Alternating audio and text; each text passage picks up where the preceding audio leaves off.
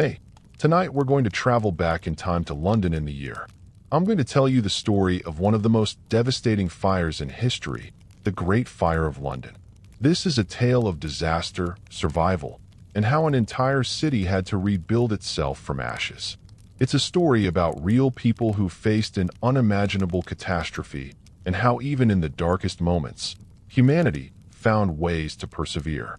Hey, if you're enjoying these stories, I'd really appreciate a like or subscribe. I'm curious where you're listening from, so drop a comment with your location and what time it is there. Now, find a cozy spot, take a slow, deep breath, and let your body sink into comfort as we journey back in time together. Congratulations! You've just woken up in London, September. The summer has been unusually hot and dry with barely a drop of rain for months. The wooden buildings around you are parched and cracking in the heat. You can feel the warm breeze against your skin as you walk through the narrow streets of this bustling city. Good news! You're in one of the greatest cities in the world. London is enormous by century standards. Home to around people, making it the third largest city in the Western world after Constantinople and Paris. The streets are alive with tradespeople, merchants, sailors, and nobles. There's an energy here that pulses through the cramped streets and overhanging buildings. Bad news. This magnificent city is a tinderbox waiting for a spark. The streets are incredibly narrow, often only wide enough for a single cart to pass. The buildings, mostly made of timber and covered with a flammable substance called pitch, lean toward each other. The upper floors jut out over the lower ones, a building technique called jettying, so that in some places you could almost reach out your window and touch the building across the street. You're staying in a neighborhood near the Thames River where the smell of fish and spices hangs in the air. It's Saturday evening, September ST, and the city is winding down for the night. Candles flicker in windows as darkness settles. The wooden buildings creak in the wind, and you can hear snippets of conversation from open windows as families prepare for bed. As you walk, your boots sink slightly into the dirt and debris that cover the streets. You pass by Thomas Farriner's Bakery on Pudding Lane, a small but important establishment that supplies bread to the King's Navy. The smell of fresh bread lingers in the air as the baker and his family finish their day's work. Thomas checks his ovens one last time before heading upstairs to bed with his family, his daughter Hannah, his son, also named Thomas, and their maid. You continue your evening stroll, unaware that in just a few hours, London's fate will change forever. The night grows deeper. The city quiets. Most people are now asleep, dreaming peacefully in their beds. But inside the bakery on Pudding Lane, something has gone terribly wrong. Perhaps an ember from the oven has landed on a pile of fuel, or maybe a spark has caught in the dry timber. Whatever the cause, sometime around midnight, a small flame begins to grow. You're jolted awake by shouts in the street. Your room feels unusually warm, and there's a strange orange glow coming through your window. The air tastes of smoke. It's now around AM on Sunday, September ND, and when you look outside, you see flames licking up the side of the bakery. Thomas Farrer and his family have woken to find their home ablaze. The fire has spread rapidly through the ground floor, blocking their exit down the stairs. In desperation, they climb out of an upstairs window onto their neighbor's roof. The maid, too frightened to follow, becomes the fire's first victim. You rush outside to find the street in chaos. Neighbors are forming bucket chains, passing water from hand to throw on the flames. But the fire is growing faster than they can douse it. The wooden buildings dried out from the summer heat catch like paper. The flames dance from house to house, gaining strength. As you stand there, mesmerized by the growing inferno, you feel a hand grab your arm. It's a local watchman, his face streaked with soot. Don't just stand there, he shouts over the roar of the fire. Either help or get away while you can. You can feel the heat on your face, the sweat beading on your forehead. The decision seems simple enough. Stay and fight a losing battle, or flee to safety. But where would you go? This is London, a maze of timber houses and narrow alleys. All of it now in the path of a growing monster. Nearby, Sir Thomas Worth, the Lord Mayor of London, has finally arrived on the scene.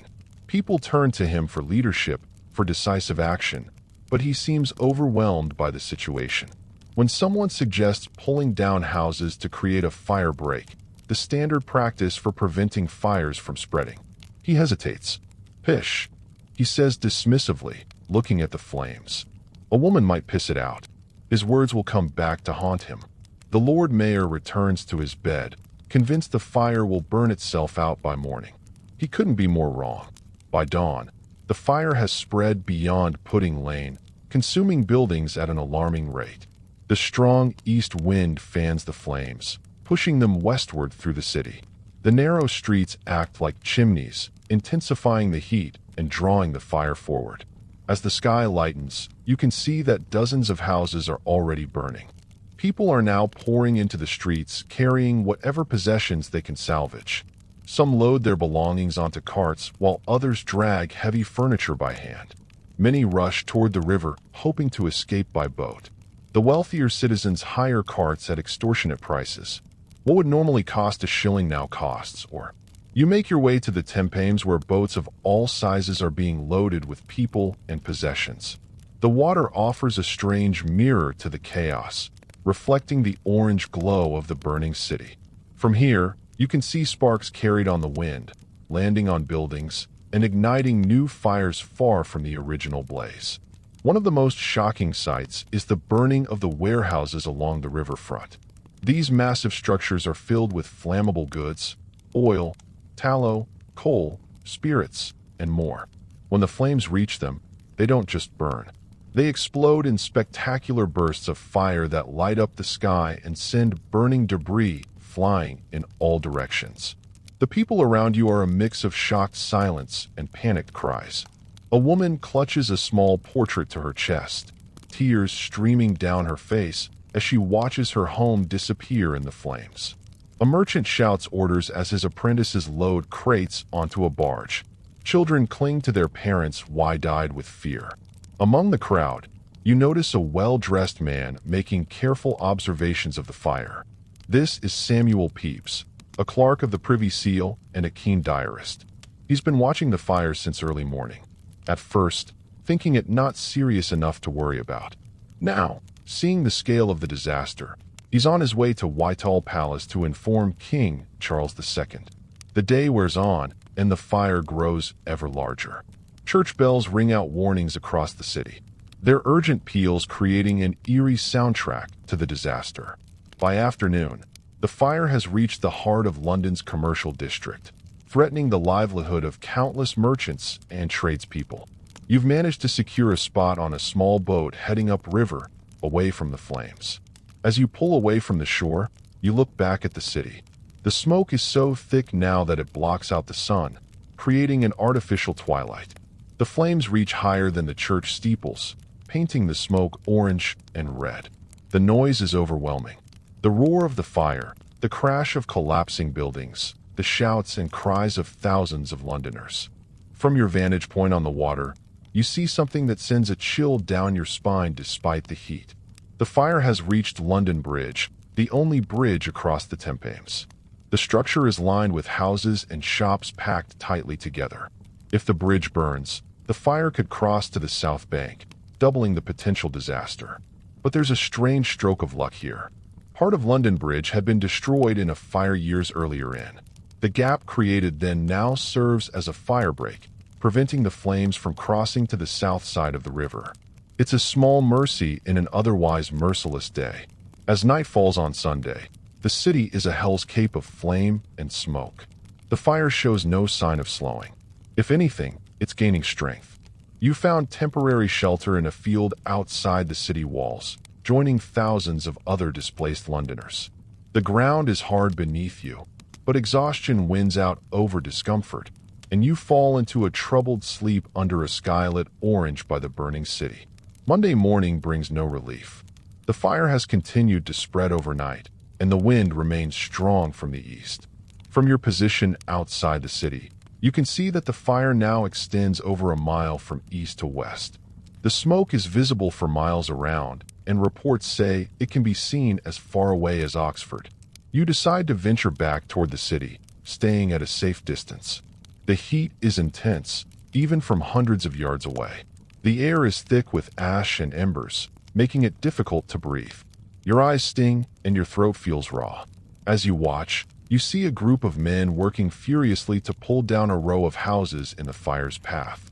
They're using long hooks and ropes straining to create a gap wide enough to stop the flames.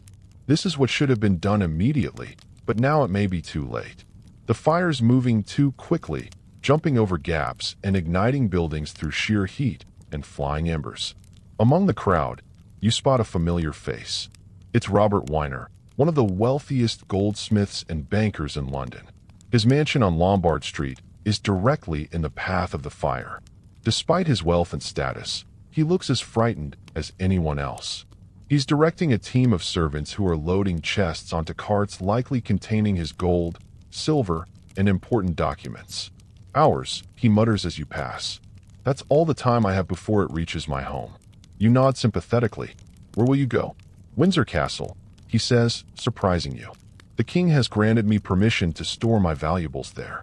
He manages a grim smile. It pays to have powerful friends in times like these. As Weiner returns to his preparations, you continue your journey around the perimeter of the fire. The scene is the same everywhere. People fleeing, carrying what they can, faces strewn with soot and tears. The city that just 2 days ago was a thriving metropolis is now being emptied of its inhabitants. By Monday afternoon, the fire has reached the financial heart of London, the Royal Exchange, where merchants conduct business from all over the world, is engulfed in flames. The massive stone columns that front the building glow red with heat before cracking and collapsing. Inside, the shops that sell luxury goods from across the globe become fuel for the insatiable fire. As evening approaches, you find yourself near the Tower of London, the ancient fortress that has stood for centuries. Soldiers are frantically creating fireworks around it, determined to save this symbol of royal power. Inside, they're moving gunpowder stores to safer locations. If the fire reaches the tower's ammunition, the resulting explosion could devastate what remains of the eastern city. You spend another night under the stars, this time on a small hill that gives you a view of the burning city. London is transformed into a sea of flame with occasional taller bursts marking the collapse of a larger building. The orange glow lights up the faces of the refugees around you, casting long shadows behind them. There's a strange beauty to it, terrible and awesome at the same time. You overhear snippets of conversation as people try to make sense of the disaster. Some blame foreign agents or Catholic plotters. Others see it as God's judgment on a sinful city. Many simply weep for their lost homes and livelihoods. An old man sits nearby, warming his hands by a small campfire, a controlled flame in sight of the uncontrolled inferno. He catches your eye and beckons you closer. "I've lived in London all my life," he says, his voice rough with age and smoke.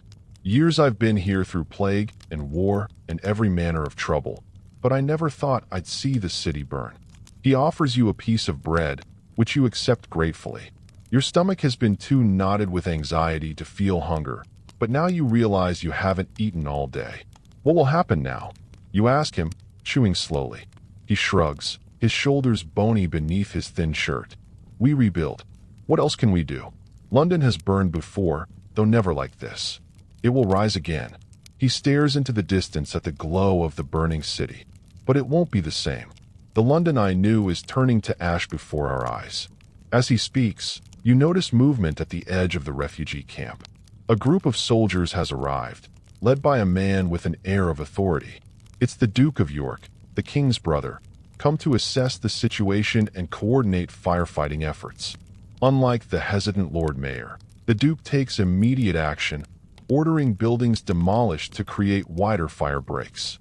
Tuesday dawns, and the fire has been raging for more than hours. The wind still blows from the east, driving the flames deeper into the city's western districts. The fire has now consumed much of the commercial heart of London and is threatening its spiritual center, the great Cathedral of St. Paul's. You decide to move closer to the cathedral, drawn by some impulse to witness what happens to this magnificent building that has dominated London's skyline for centuries. The streets are nearly unrecognizable. Where houses once stood, There are now just smoldering ruins. The ground beneath your feet is hot, and in some places you can see that the cobblestones themselves are glowing with heat. As you approach St. Halls, you see a curious sight. The churchyard around the cathedral is filled with books and papers, stacks and stacks of them piled haphazardly between the graves. You soon learn that booksellers from nearby shops have brought their inventory here for safety, believing the stone cathedral will withstand the fire where their wooden shops could not. Among them is Joshua Curtin, a well-established bookseller whose shop near the cathedral has been in business for many years. He's directing his apprentices as they carry armloads of books into the crypt beneath the cathedral. The stone walls will protect them, he explains when he sees you watching. St. Paul's has stood for centuries. It won't fall to this fire. But even as he speaks, you can see doubt in his eyes. The fire is closer now, and the heat is becoming unbearable. The air shimmers with it, making the streets beyond the churchyard waver like a mirage. You help Curtin carry a few more loads of books into the crypt, then retreat to a safer distance. By midday, the fire has reached the cathedral. What happens next defies belief. The massive stone building, far from being immune to the flames, seems to feed them. The wooden scaffolding around the cathedral erected for repairs catches fire first. Then, to everyone's horror, the lead roof begins to melt, pouring down the sides of the building like silver tears. The heat inside St. Paul's becomes so intense that the stones themselves begin to explode, shooting outward like cannonballs. The noise is deafening, part roar, part crack, part scream. And then with a sound that seems to shake the very ground, the roof collapses inward, taking with it centuries of history. In the crypt below, Joshua Curtin's books are now fuel for the inferno. His life's work and investments are reduced to ash in minutes. When you see him later standing at a safe distance, watching the cathedral burn, his face is blank with shock. Everything, he whispers, everything is gone. You place a hand on his shoulder, feeling the slight tremor that runs through his body. There are no words that seem adequate for such a loss, so you simply stand with him in silence, watching as one of London's greatest landmarks is devoured by flame. The fire continues its relentless march westward, swallowing everything in its path. By Tuesday evening, it threatens to reach Westminster, where the royal palace and parliament stand. If these symbols of government fall, the psychological blow to the nation could be as devastating as the physical destruction of the city. As darkness falls on the third day of the fire, you find yourself near Moorfields, a large open space north of the city walls. Thousands of refugees have gathered here, creating a makeshift settlement of tents and lintos. Families huddle together, sharing what little food they've managed to salvage. The mood is somber, but there's also a strange sense of community forming. Strangers helping strangers, sharing resources and comfort. You settle down for another night under the open sky, your body aching with fatigue, your clothes stiff with dried sweat and ash. The glow of the burning city lights the clouds from below, creating an eerie false dawn that makes it difficult to sleep. Around you, children whimper and adults speak in hushed tones, trying to plan for a future that suddenly seems very uncertain. As you drift into an uneasy sleep, you wonder what tomorrow will bring. Will the fire finally be contained, or will it continue until nothing is left of this once great city? And even if the flames are stopped, how will London and its people ever recover from such devastation? The answer to these questions will come with the morning light as the Great Fire of London enters its fourth day and the fight to save what remains of the city reaches its climax. The dawn of Wednesday, September breaks with an unusual glow. The sun struggles to penetrate the thick pall of smoke hanging over what remains of London.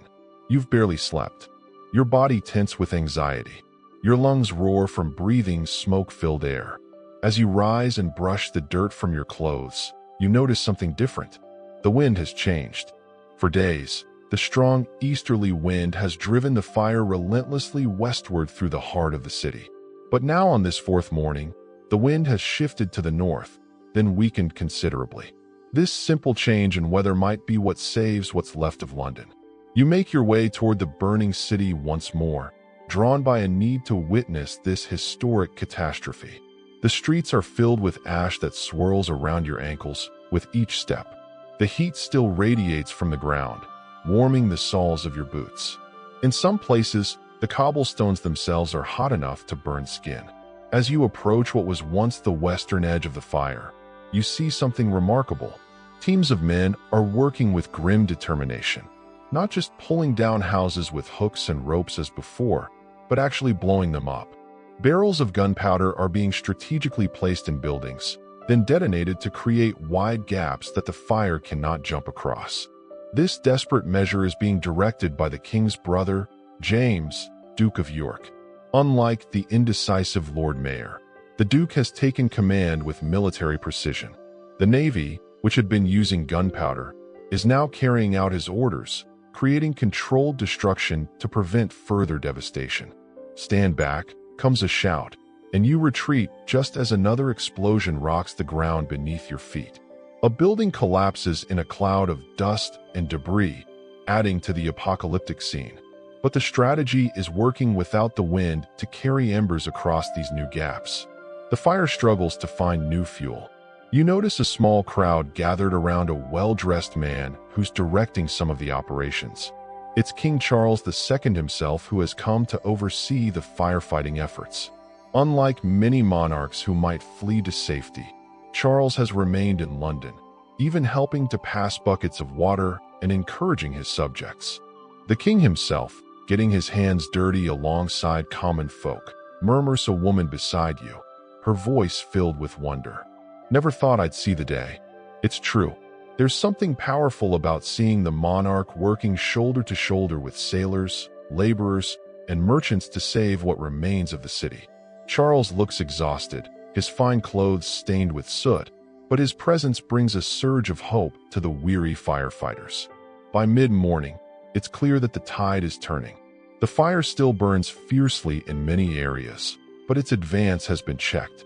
For the first time since Sunday, people dare to believe that the destruction might finally be halted. You make your way toward the Tower of London, curious to see if this ancient fortress has survived. The tower has stood for centuries as a symbol of royal power, serving as palace, prison, mint, and armory. More importantly, it houses a vast store of gunpowder, enough to devastate what remains of the eastern city if ignited. As you approach, you see that the firefighters have succeeded in protecting the tower. By demolishing nearby buildings and creating a wide space around the fortress, they've managed to keep the flames at bay. Soldiers stand guard, their faces grim but relieved. Near the tower, you encounter a familiar face. Robert Weiner, the wealthy goldsmith and banker whose mansion on Lombard Street you'd seen being evacuated 2 days earlier. He looks haggard, his fine clothes rumpled from sleeping rough. But there's a calculating intelligence in his eyes as he surveys the devastation. "My house is gone," he tells you without preamble when he recognizes you. "My business, my workshop, all of it burned to the ground." "I'm sorry," you say, the words feeling inadequate against such loss. Weiner shrugs. "The gold and silver I sent to Windsor and my account books too. I can rebuild." He glances at you appraisingly. Many others cannot say the same. "What will you do now?" you ask. "Start again," he says simply. "London will need bankers more than ever as it rebuilds. There's profit to be made in disaster for those with the capital to invest." He seems to catch himself, adding, "and a duty to help restore what's been lost." Of course, as Weiner takes his leave, promising to remember your face should you ever need financial services, you continue your journey through the smoldering ruins. The devastation is complete in many areas. Where grand buildings and humble homes once stood, there are now just blackened foundations and crumbling chimneys rising from the ash like the gravestones of a city. You pass by what was once the Royal Exchange, the commercial heart of London. Now it's just a skeleton of stone, its interior completely gutted by the flames. Nearby, the Guildhall, seat of city government for centuries, stands partially intact, its thick stone walls having resisted complete destruction. But its roof is gone and the interior is a charred shell. As you walk, you notice people beginning to return to the edges of the burned area. poking through the ruins with sticks or bare hands, searching for anything that might have survived. A woman kneels in what must have been her kitchen, carefully lifting a blackened pot from the ashes. A man stands motionless in the footprint of his shop, seemingly unable to comprehend the totality of his loss. The human cost of the fire becomes more evident with each passing hour. While the death toll remains mercifully low, the fire spreads slowly enough that most people could flee. The displacement is catastrophic. Close to, Londoners are now homeless, camping in fields outside the city or seeking shelter with friends or relatives in unburned areas. By afternoon, you've made your way to Christ's Hospital School, where you'd heard the shoemaker Sybil Tame had her workshop. The school itself has mostly survived, being on the northern edge of the fire, but several of the outbuildings where tradespeople worked have been damaged or destroyed. You find Sybil sitting on a low wall surrounded by 3 young girls, her daughters.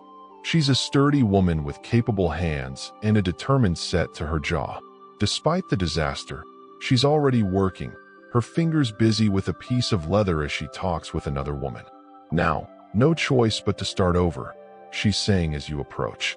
"The tools I managed to save, thank God, but everything else." She shakes her head, then notices you hovering nearby. "You looking for shoes?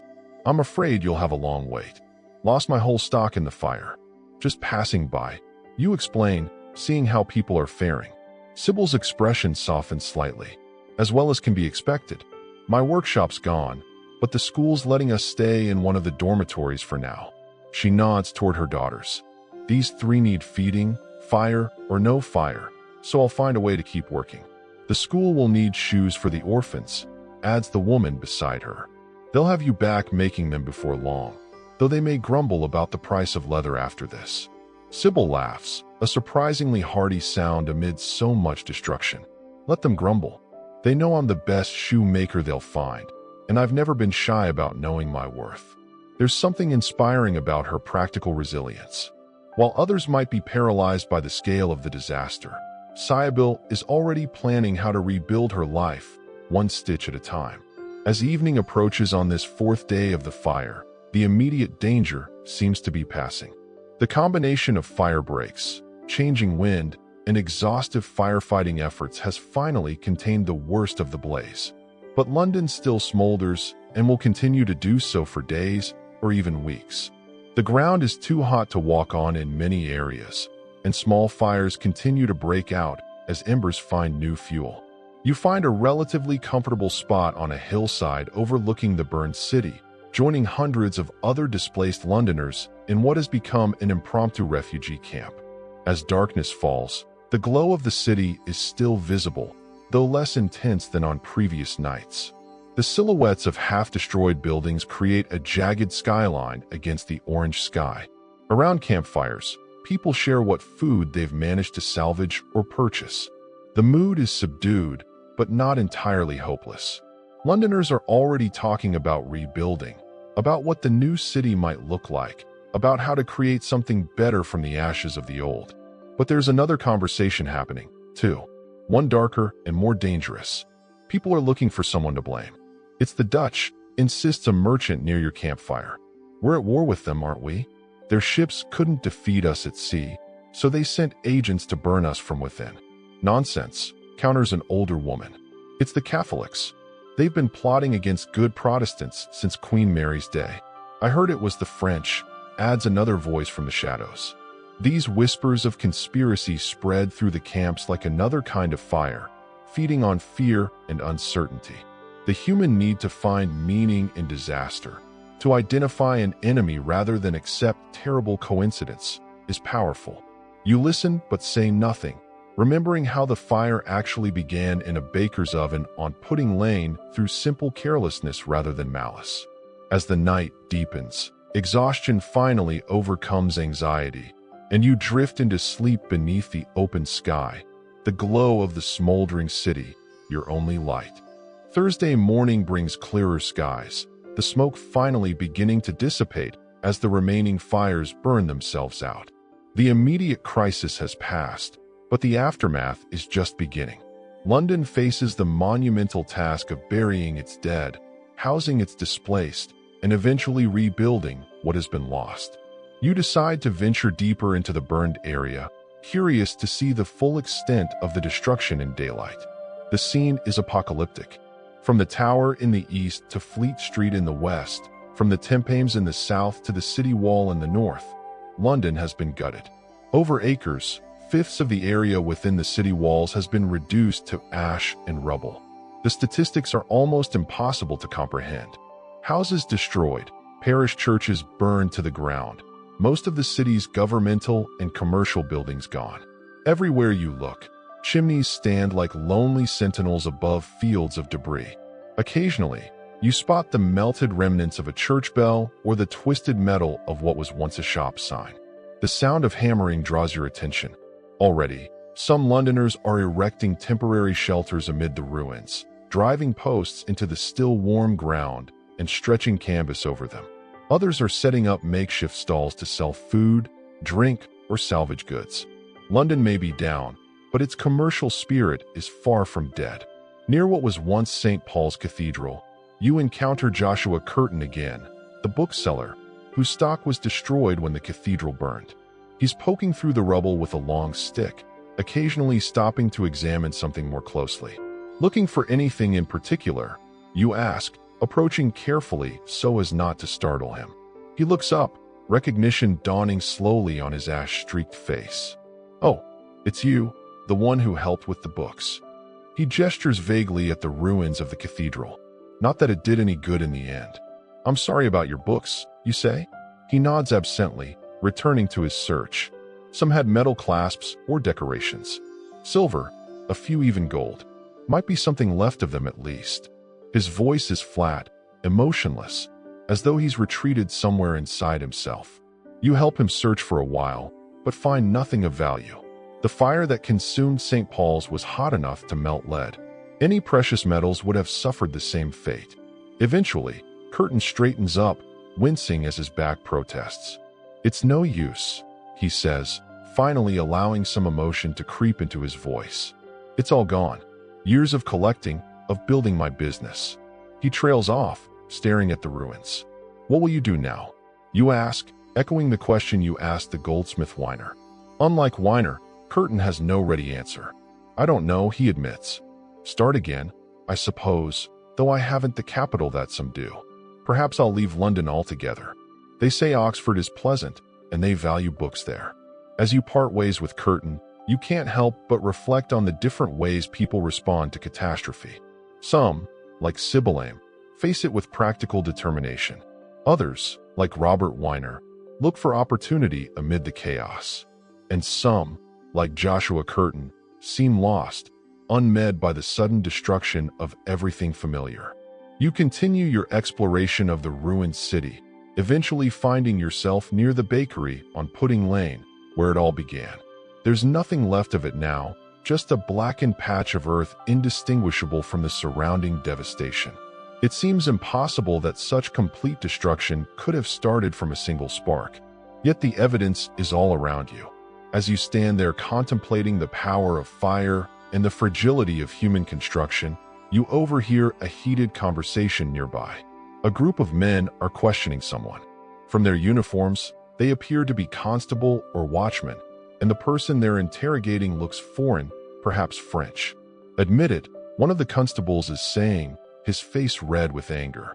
"You and your Catholic friends planned this. You wanted to destroy our Protestant city." The foreigner is protesting his innocence, his accented English becoming more fractured as his panic rises. No, I arrived only yesterday. I know nothing of fire." You hesitate, torn between walking away from an ugly scene and intervening in what appears to be a grave injustice. Before you can decide, someone else steps in. A well-dressed gentleman with an air of authority. "That's enough," he says firmly to the constables. "This man was nowhere near London when the fire began. I've seen his ship's records myself." The constables back down reluctantly, muttering among themselves as they leave. The gentleman helps the shaken foreigner to his feet. "Thank you, sir," the man says, his voice trembling. "They say all foreigners are to blame. It is not safe for me here. Get yourself to Sadok," the gentleman advises him. "There are others from your country there, and the fire didn't cross the river. He presses a few coins into the man's hand. Go quickly and stay out of sight until this madness passes. As the foreigner hurries away, you approach the gentleman, curious about his intervention. That was kind of you, you remark. He gives you a measuring look. It was just. The fire was an accident begun in a baker's oven. I've spoken with the baker himself and his family, but people want someone to blame, especially if that someone is different from themselves. He sighed. I fear this won't be the last false accusation we see in the coming days. You seem very certain about how the fire started. You observe. I investigated it personally, he says. I'm Robert Brooke, a member of Parliament. The king has asked me to chair a committee looking into the cause of the fire. He grimaces, though I suspect many won't believe our findings if they don't confirm their prejudices. As Sir Robert continues on his way, you ponder the human tendency to seek scapegoats in times of crisis. The Great Fire was a terrible accident made worse by dry conditions, poor building practices, and initial hesitation in response. But already a different narrative is forming, one of foreign plots and Catholic conspiracies, of unseen enemies seeking to destroy the Protestant city. By evening, you've made your way back to the refugee camp outside the city walls. The mood has shifted subtly since yesterday. With the immediate danger past, people are beginning to think about the future. Some are making plans to leave London altogether, seeking new lives in other towns or even abroad. Others are determined to stay and rebuild, already discussing how they might obtain materials and where they might find temporary housing in the meantime. King Charles II has issued a proclamation read aloud by heralds throughout the camps. He declares that October will be a day of fasting and penance for the fire and urges the Lord Mayor to support collections for the victims. More significantly, he promises that London will rise again better than before. You find a quiet spot on the edge of the camp and watch as the sun sets over the ruined city. The silhouette of London is forever changed. The familiar spires and towers gone, replaced by an irregular skyline of partial walls and lonely chimneys. Yet, even in this moment of utter devastation, there's a strange beauty to the scene, a reminder of nature's power and humanity's resilience. A woman sits down beside you offering a piece of bread. You recognize her as one of Sybil Tame's neighbors from Christ's Hospital. They're saying the king will rebuild the whole city in stone, she says, gazing at the ruins. No more wooden houses to burn. That would be wise. You agree? Though I wonder how long it will take. She shrugs. Years, surely. But what choice do we have? London is still London, even without its buildings. She gestures toward the camps where thousands of people are settling in for another night under the stars.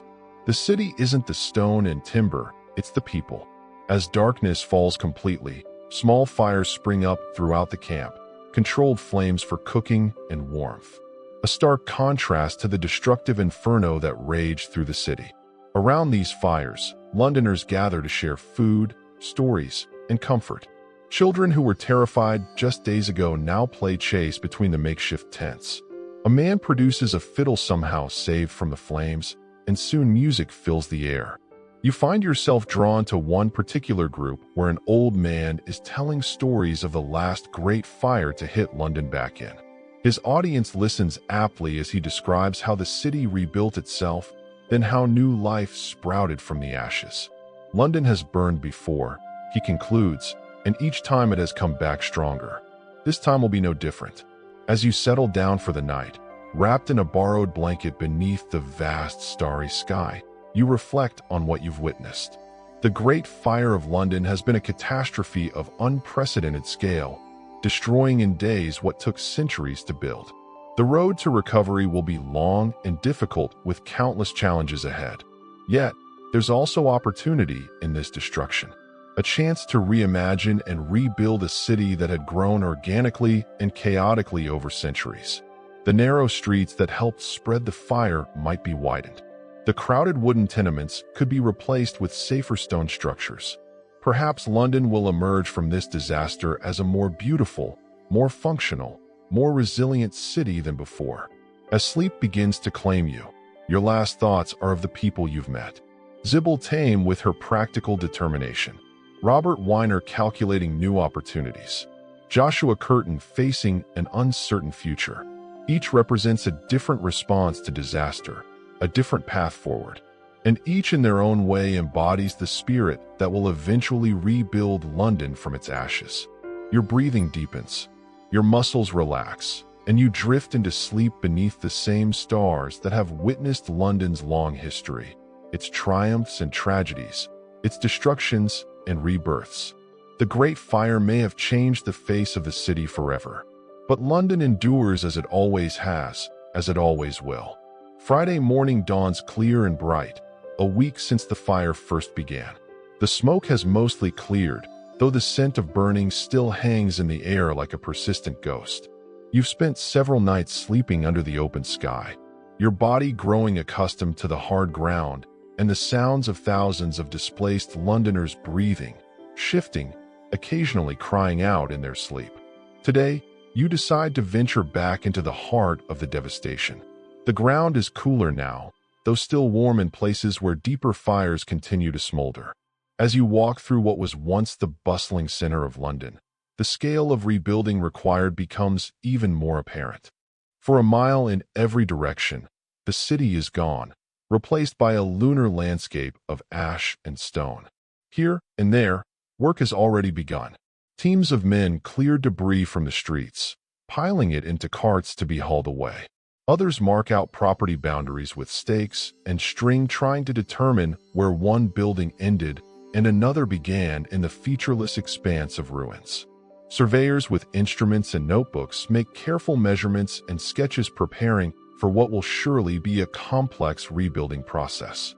Near what was once Cheapside, London's most fashionable shopping street, you notice a flurry of activity.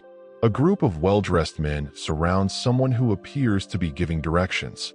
As you draw closer, you realize that it's King Charles II himself, accompanied by several architects and city officials.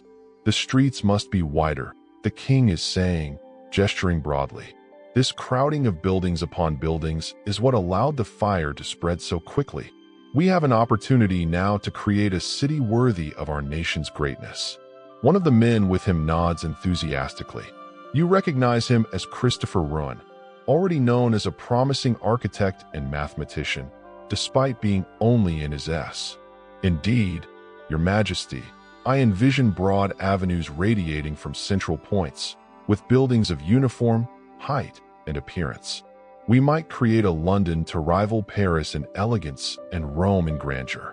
Another man, John Evelyn, you think his name is, unrolls a large parchment, revealing an intricate plan for a completely redesigned city.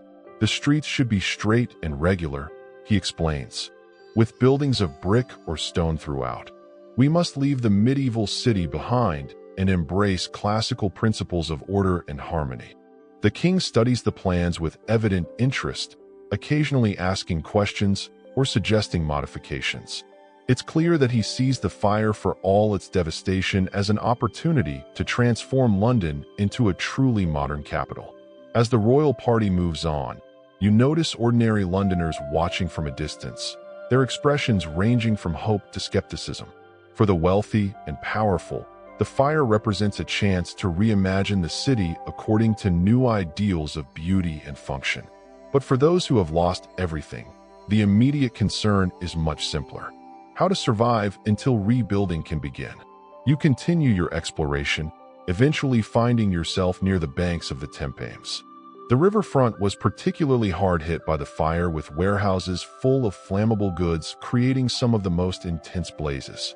Now the wolves are busy again, though not with their usual commerce. Boats arrive constantly, bringing supplies for the thousands of displaced people, food, blankets, tents, and building materials. Among the boats, you spot one being unloaded with particular care. Men in the livery of the king's household oversee the transfer of crates and barrels to waiting carts. Curious, you approach one of the workers. "What's all this?" you ask, gesturing to the supplies. "King's relief," the man answers, wiping sweat from his brow. "Food and necessities for those made homeless by the fire. His Majesty has ordered distributions throughout the camps." It's a reminder that for all his grand visions of a new London, Charles hasn't forgotten the immediate needs of his subjects. The king seems determined to show a different face than he did during the plague the previous year, when he and his court fled the city for the safety of Oxford. As midday approaches, your stomach reminds you that you haven't eaten since yesterday. You follow the smell of cooking to a makeshift market that has sprung up at the edge of the burned area. Here, farmers from the surrounding countryside sell their produce to the displaced population, while enterprising cooks offer hot meals from steaming pots. You purchase a bowl of pottage, a thick stew of vegetables and barley from a woman whose cooking fire is little more than a few stones arranged around burning sticks. The food is simple but filling, warming your insides as you sit on an overturned bucket to eat. Around you, the conversation centers on one topic: rebuilding. A group of carpenters discusses the likely price of timber in the coming months. Astronomical, they agree with so much demand. Two masons argue about the best type of stone for new construction, while a chandler wonders aloud where he'll find the capital to restart his candle-making business. They say the king's establishing special courts, mentions a well-dressed merchant at a nearby table to settle disputes between landlords and tenants about who's responsible for rebuilding. About time, grumbles his companion. My lease says I'm obliged to return the property in the same condition. But how can anyone expect that after such a fire? It would ruin me to rebuild from scratch. That's just it. The first man nods. These new fire courts will decide based on who has the means to rebuild. If the tenant can't afford it, the responsibility falls to the landlord.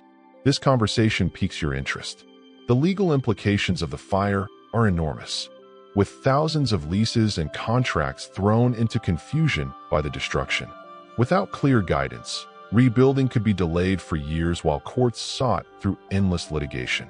After finishing your meal, you decide to seek out Robert Weiner, the wealthy goldsmith and banker you'd encountered earlier. As one of London's financial elite, he might have insights into how the city's economy will recover.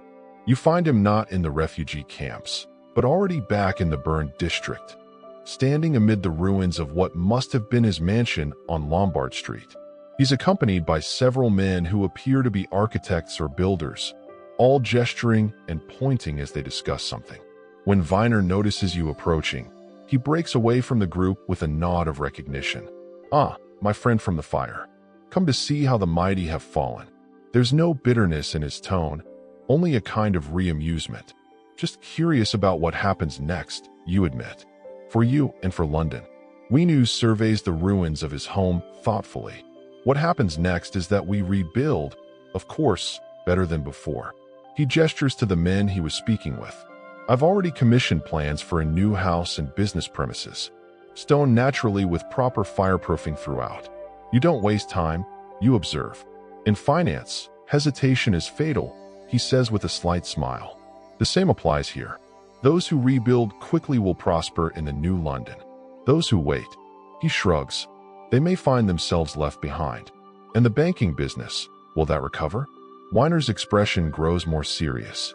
That's the greater concern. London was the financial heart of England, with the Royal Exchange destroyed, with so many merchants ruined. Yes, there will be disruption, but money like water finds its level. Already temporary exchanges are being established. Trade continues. Loans are still made. Interest still accrue. He glances back at his ruined mansion. I lost a house, but my fortune remains intact.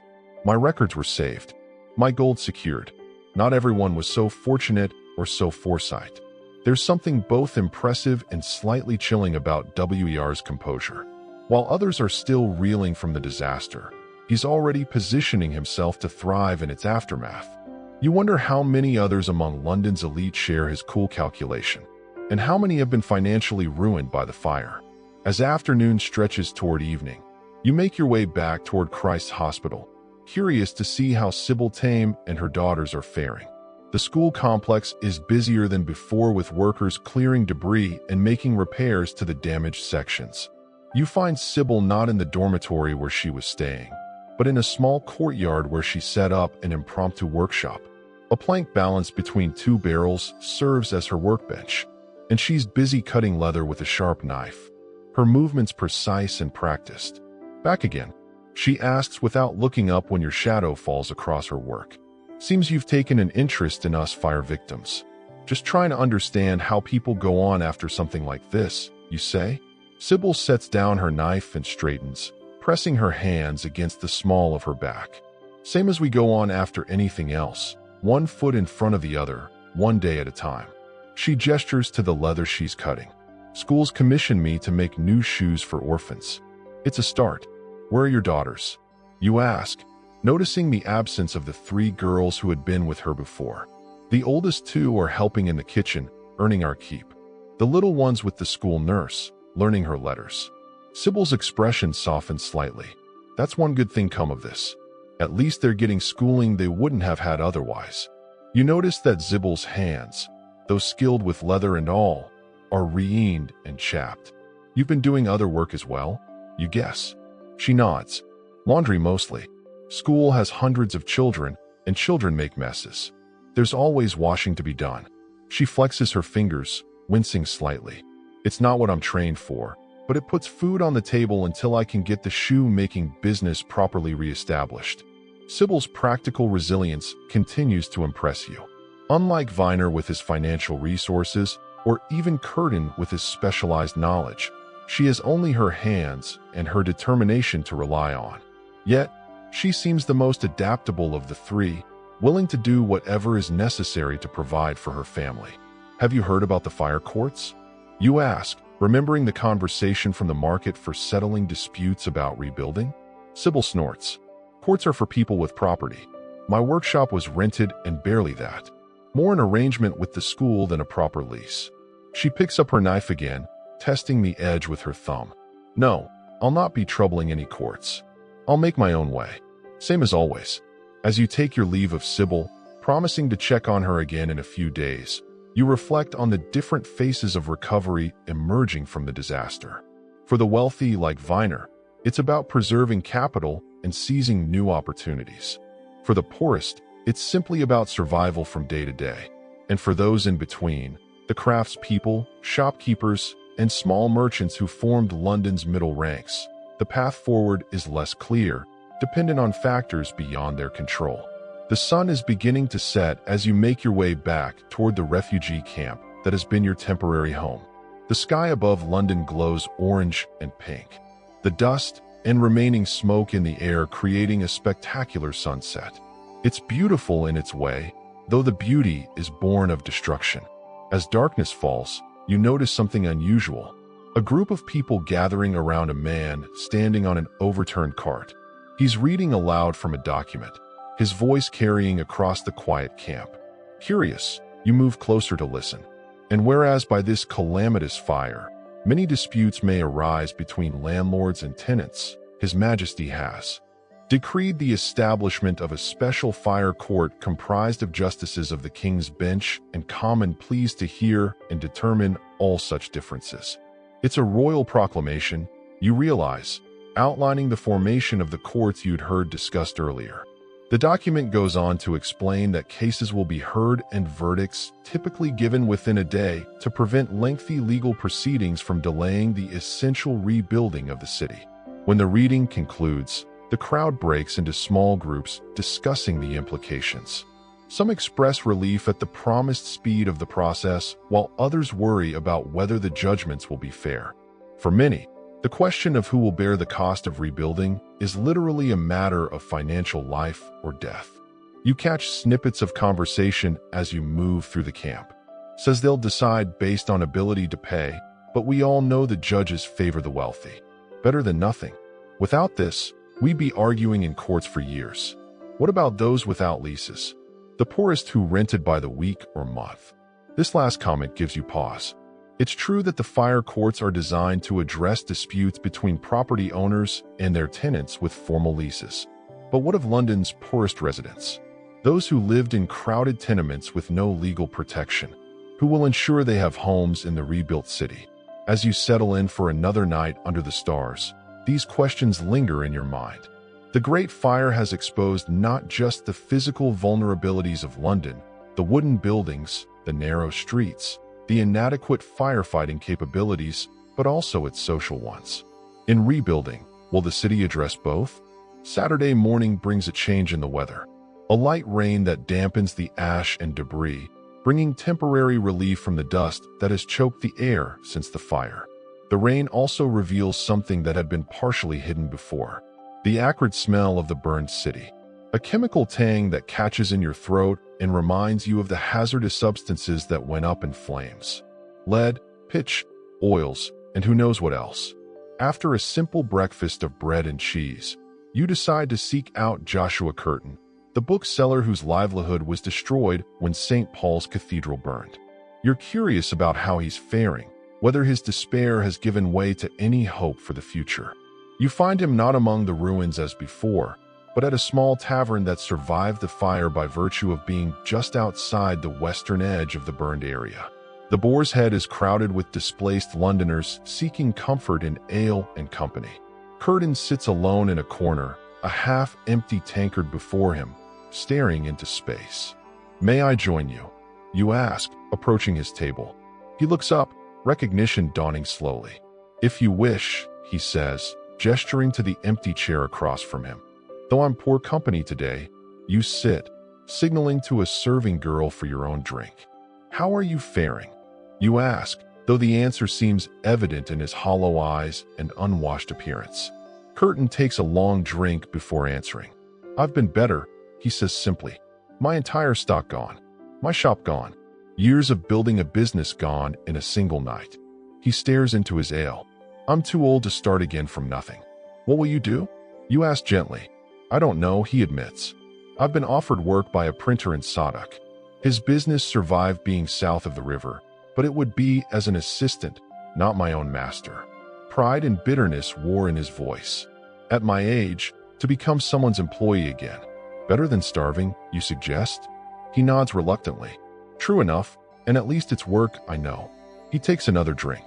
"I've heard the king plans to rebuild St. Paul's, grander than before. Perhaps in time I might re-establish my shop nearby if I can save enough." There's a faint spark of hope in his words, though it's clearly struggling against despair. Unlike Viner with his financial reserves, or Sybil with her practical skills, Curtin's entire worth was bound up in inventory that no longer exists.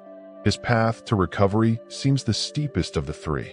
They say Christopher Wren may design the new cathedral you mentioned, trying to nurture that small spark of hope. It could be magnificent, a centerpiece for the rebuilt city. Wren Curtin nods. "Yes, I've seen some of his work. A brilliant man." For the first time, there's genuine animation in his voice. "I sold his books on astronomy. You know, before the fire, his principles of mathematical learning was quite popular among the scholarly set." You realize that despite his current circumstances, Curtin is an educated man connected to London's intellectual life. This gives him resources beyond the material knowledge, connections, reputation that might help him rebuild. Perhaps you suggest when St. Paul's rises again, it will need someone who understands books to help rebuild its library.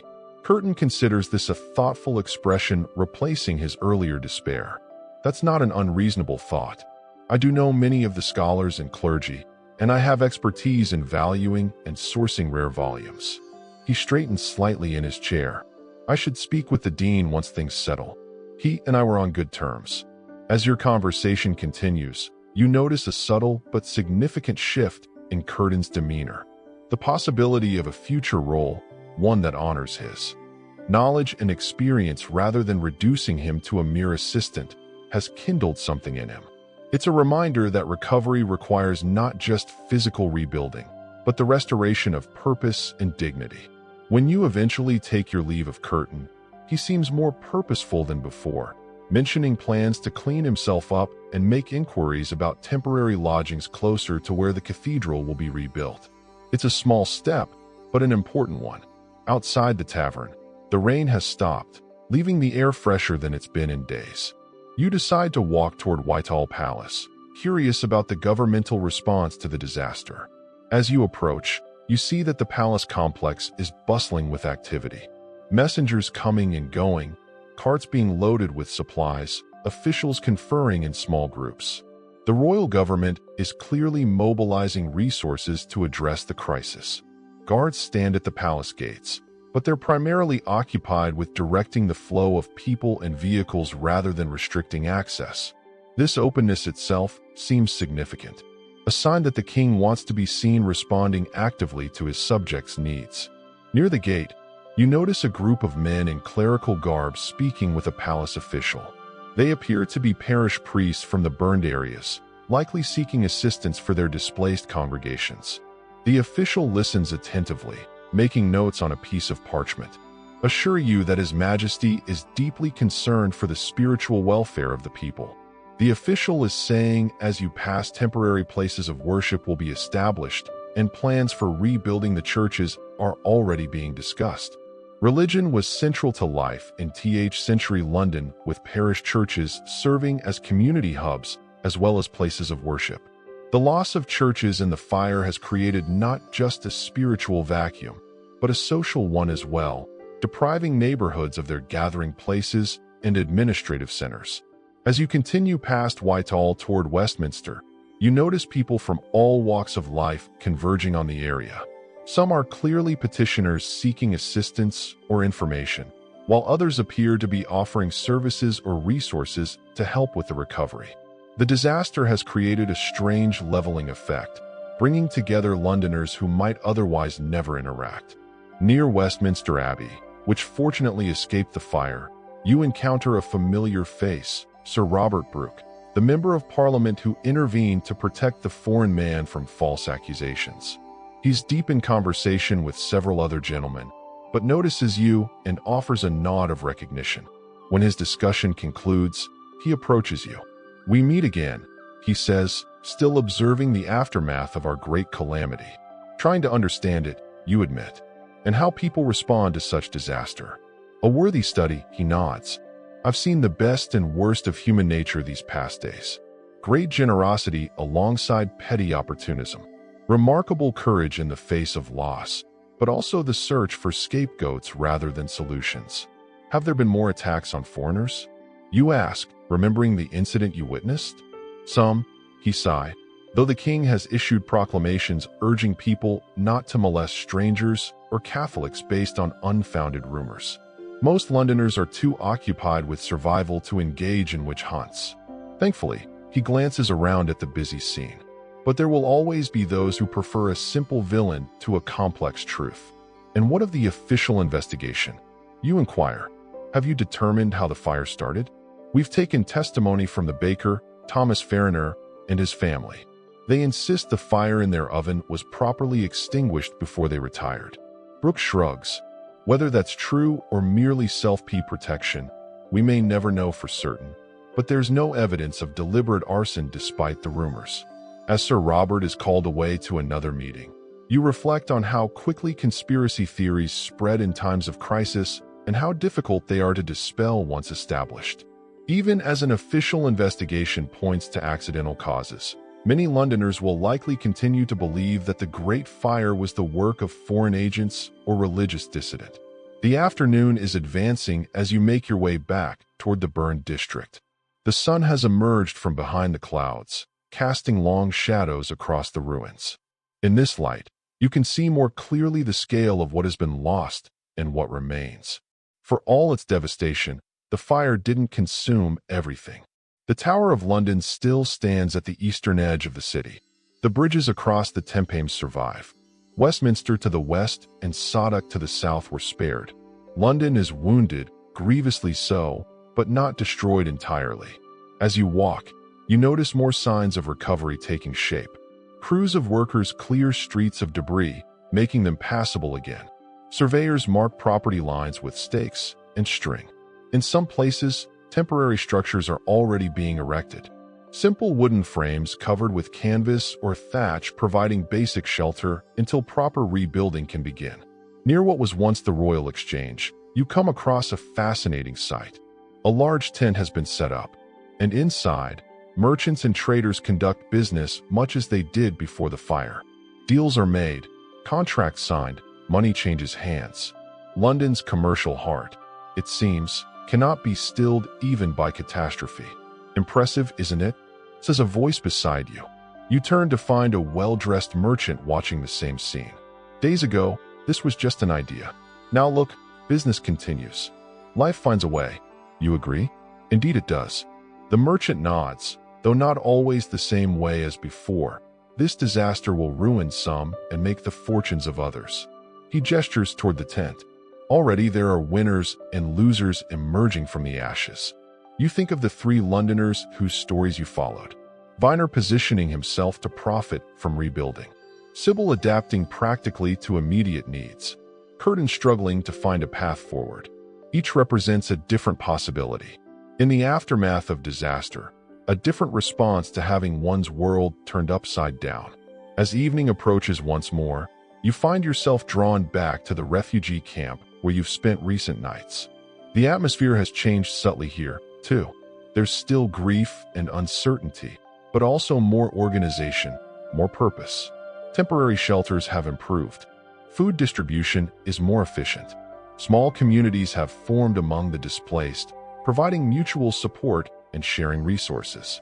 You settle in for another night under the open sky, though you notice some people are now constructing more substantial shelters from salvaged materials. The initial shock is passing, and the long process of adaptation and rebuilding has begun. London will never be the same after the Great Fire, but perhaps it will eventually be something better. A city reborn from its own ashes like the legendary Phoenix. As you drift toward sleep, you wonder what the coming weeks and months will bring for London and its people. The challenges ahead are enormous, the suffering far from over. Yet there's also opportunity in this moment of transformation, a chance to create something new from the ruins of the old. In disaster's wake, possibilities emerge alongside hardships. The stars will overhead, constant and unchanging despite the chaos below. London has stood for centuries and will stand for centuries more. You're certain, different, yes, shaped by fire and its aftermath, but enduring nonetheless. With this thought comforting your mind, you slip into dreams of a city reborn. A week has passed since the Great Fire was finally extinguished. The immediate crisis has ended, but now London faces a different challenge. The long, complex process of rebuilding an entire city from the ground up. You've remained in the refugee camp drawn by some desire to witness this historic transformation and to follow the fates of the Londoners you've come to know. The morning air carries a chill that wasn't present before, a reminder that autumn is approaching. Soon, the thousands of people living in makeshift shelters will face the added hardship of cold weather. There's an increasing urgency in the air, a sense that temporary solutions must give way to more permanent ones before winter arrives. As you stir from your bedroll, you notice a group of officials moving through the camp, accompanied by clerks carrying stacks of parchment. They stop at each family group, asking questions and making notes. Curious, you approach as they finish with a family nearby. What's happening? You ask the father, who looks both relieved and concerned. They're registering everyone who lost homes. He explains, taking names, occupations, where we lived before. They say it's to organize proper temporary housing before winter comes. This systematic approach is a marked improvement from the chaotic first days after the fire. The authorities have moved from emergency response to more methodical recovery planning. It's a sign that London is beginning to look beyond immediate survival toward longer-term reconstruction. After a simple breakfast, you decide to venture into the city again to see what progress has been made. The main streets have been largely cleared of debris now, making it easier to navigate through what was once a dense urban landscape. Teams of workers continue to sort through the ruins, salvaging usable materials and cutting away the rest. Near what was once the Royal Exchange, you notice a large wooden structure being erected. It's clearly temporary, built of fresh timber with a canvas roof, but substantial enough to serve for months or even years. A sign identifies it as the Temporary Exchange, a placeholder for the financial heart of London until the permanent building can be rebuilt. You're struck by how quickly commercial activity is resuming. London's merchants and financiers cannot afford to suspend business for long, regardless of the physical destruction around them. Money must continue to flow if the city is to recover. This prompts you to seek out Robert Weiner again, curious about how London's financial community is adapting. You find him not amid the ruins of his former mansion, but at the Temporary Exchange, deep in conversation with several other well-dressed men. When he spots you, he excuses himself briefly to greet you. "Ah, My observant friend, he says with a thin smile. Come to see commerce rising from the ashes? Something like that, you acknowledge. Things seem to be moving quickly. They must, Viner replies, gesturing to the bustling activity around you. London is not merely a city of buildings, but a machine of commerce. If that machine stops turning for too long, the damage will far exceed what the fire caused. He leads you through the temporary structure, pointing out various groups engaged in different types of business. Here, merchants arrange for shipments of goods from abroad. There, insurers assess losses and negotiate compensation. In one corner, money lenders confer with potential borrowers, setting terms for loans that will finance rebuilding. Many have lost everything, Viner explains, but still possess their knowledge, their connections, their reputation. On these intangible assets, new fortunes will be built. He gives you an appraising look. Those who understand this are already securing their future. There's something almost predatory in his assessment, a reminder that disasters create opportunities for those positioned to exploit them. Yet you also recognize that this rapid resumption of business is essential for London's recovery. Without capital flowing, rebuilding would be impossible. What of those without such intangible assets, you ask? The laborers, the small shopkeepers, Viner shrugs. Many will find employment in rebuilding. Wages for construction workers have already doubled due to demand. Others will adapt as they must. His tone suggests this is not his primary concern. The city will sort itself according to the natural laws of commerce. As you take your leave of Viner, you reflect on his perspective. For him, the fire represents primarily an economic disruption and opportunity. The human suffering it caused is secondary, a regrettable but ultimately irrelevant side effect. You wonder how many of London's elite share this coldly practical view. Your thoughts turn to Sybil Tame, whose practical resilience offered such a contrast to Viner's calculating approach. You make your way back toward Christ's Hospital, curious about how she's faring now that a week has passed. You find her not in the makeshift workshop in the courtyard, but in a small room within the school that appears to have been converted into more permanent working quarters.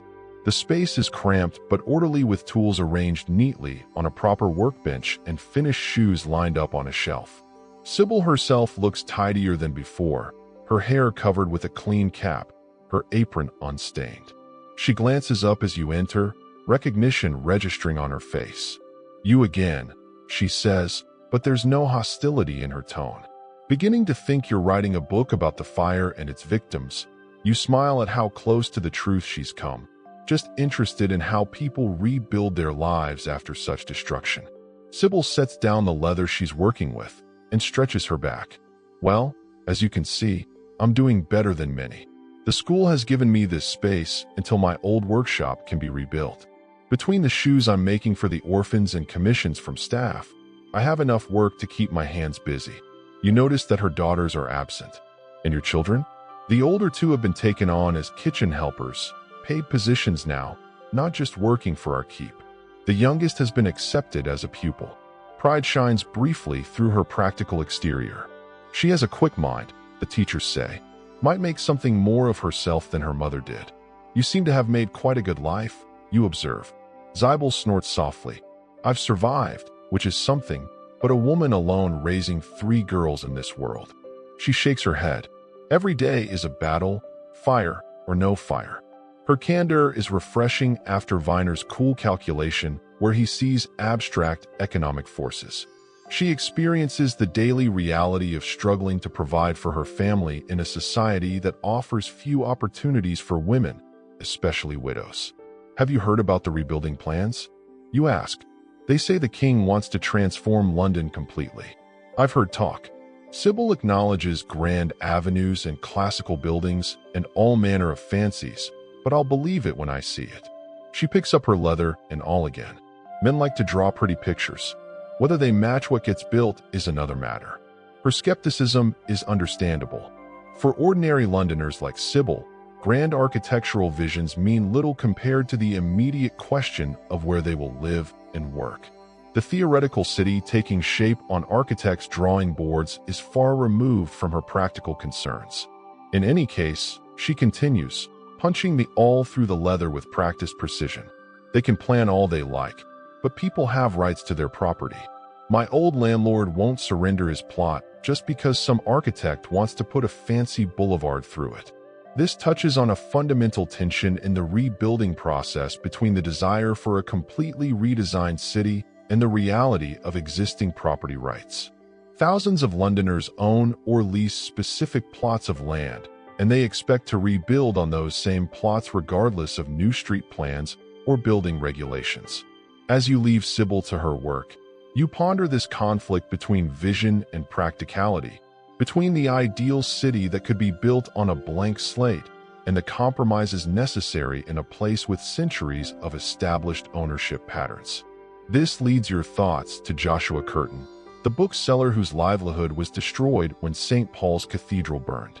When you last saw him, he was beginning to consider how he might rebuild his life by contributing his knowledge to the reconstruction of the cathedral's library.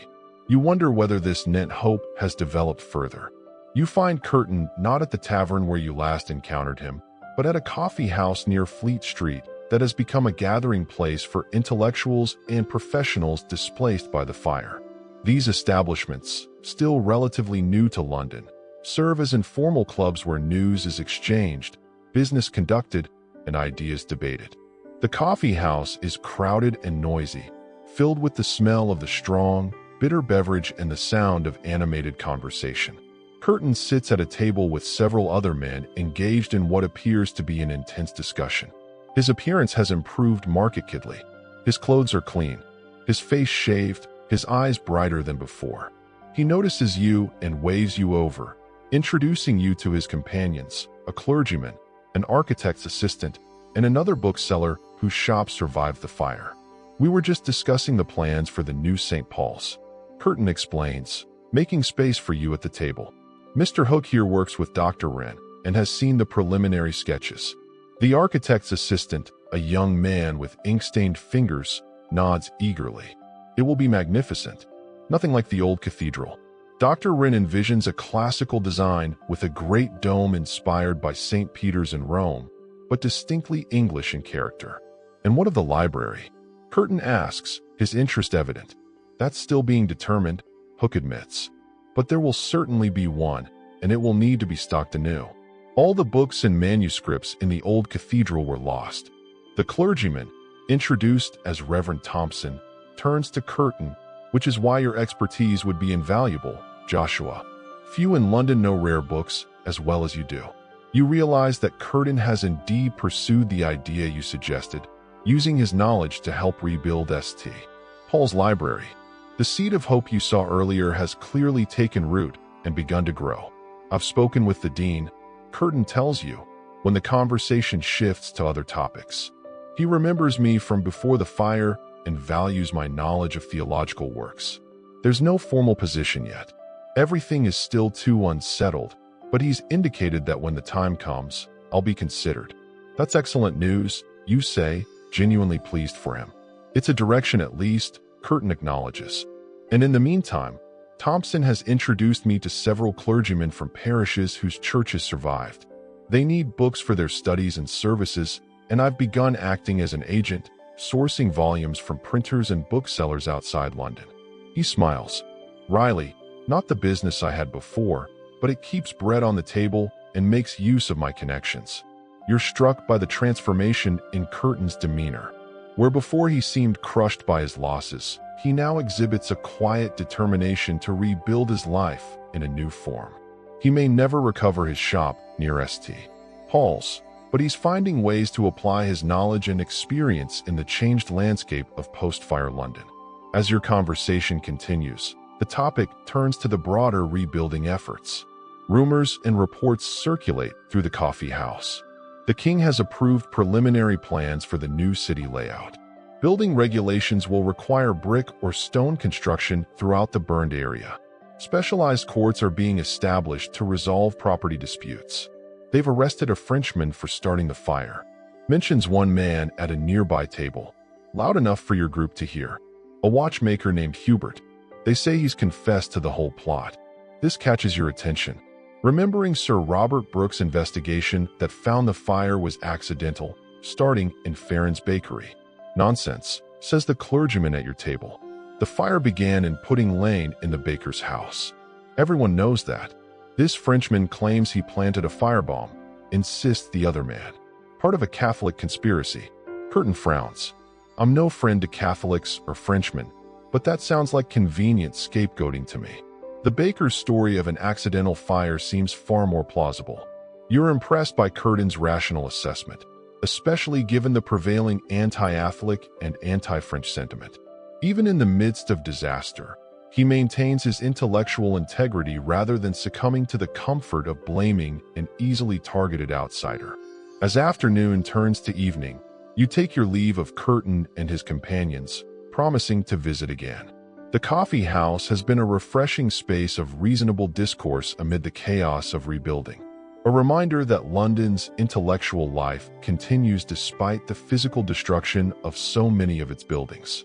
Outside, you notice that the days are growing shorter. Another sign of autumn's approach.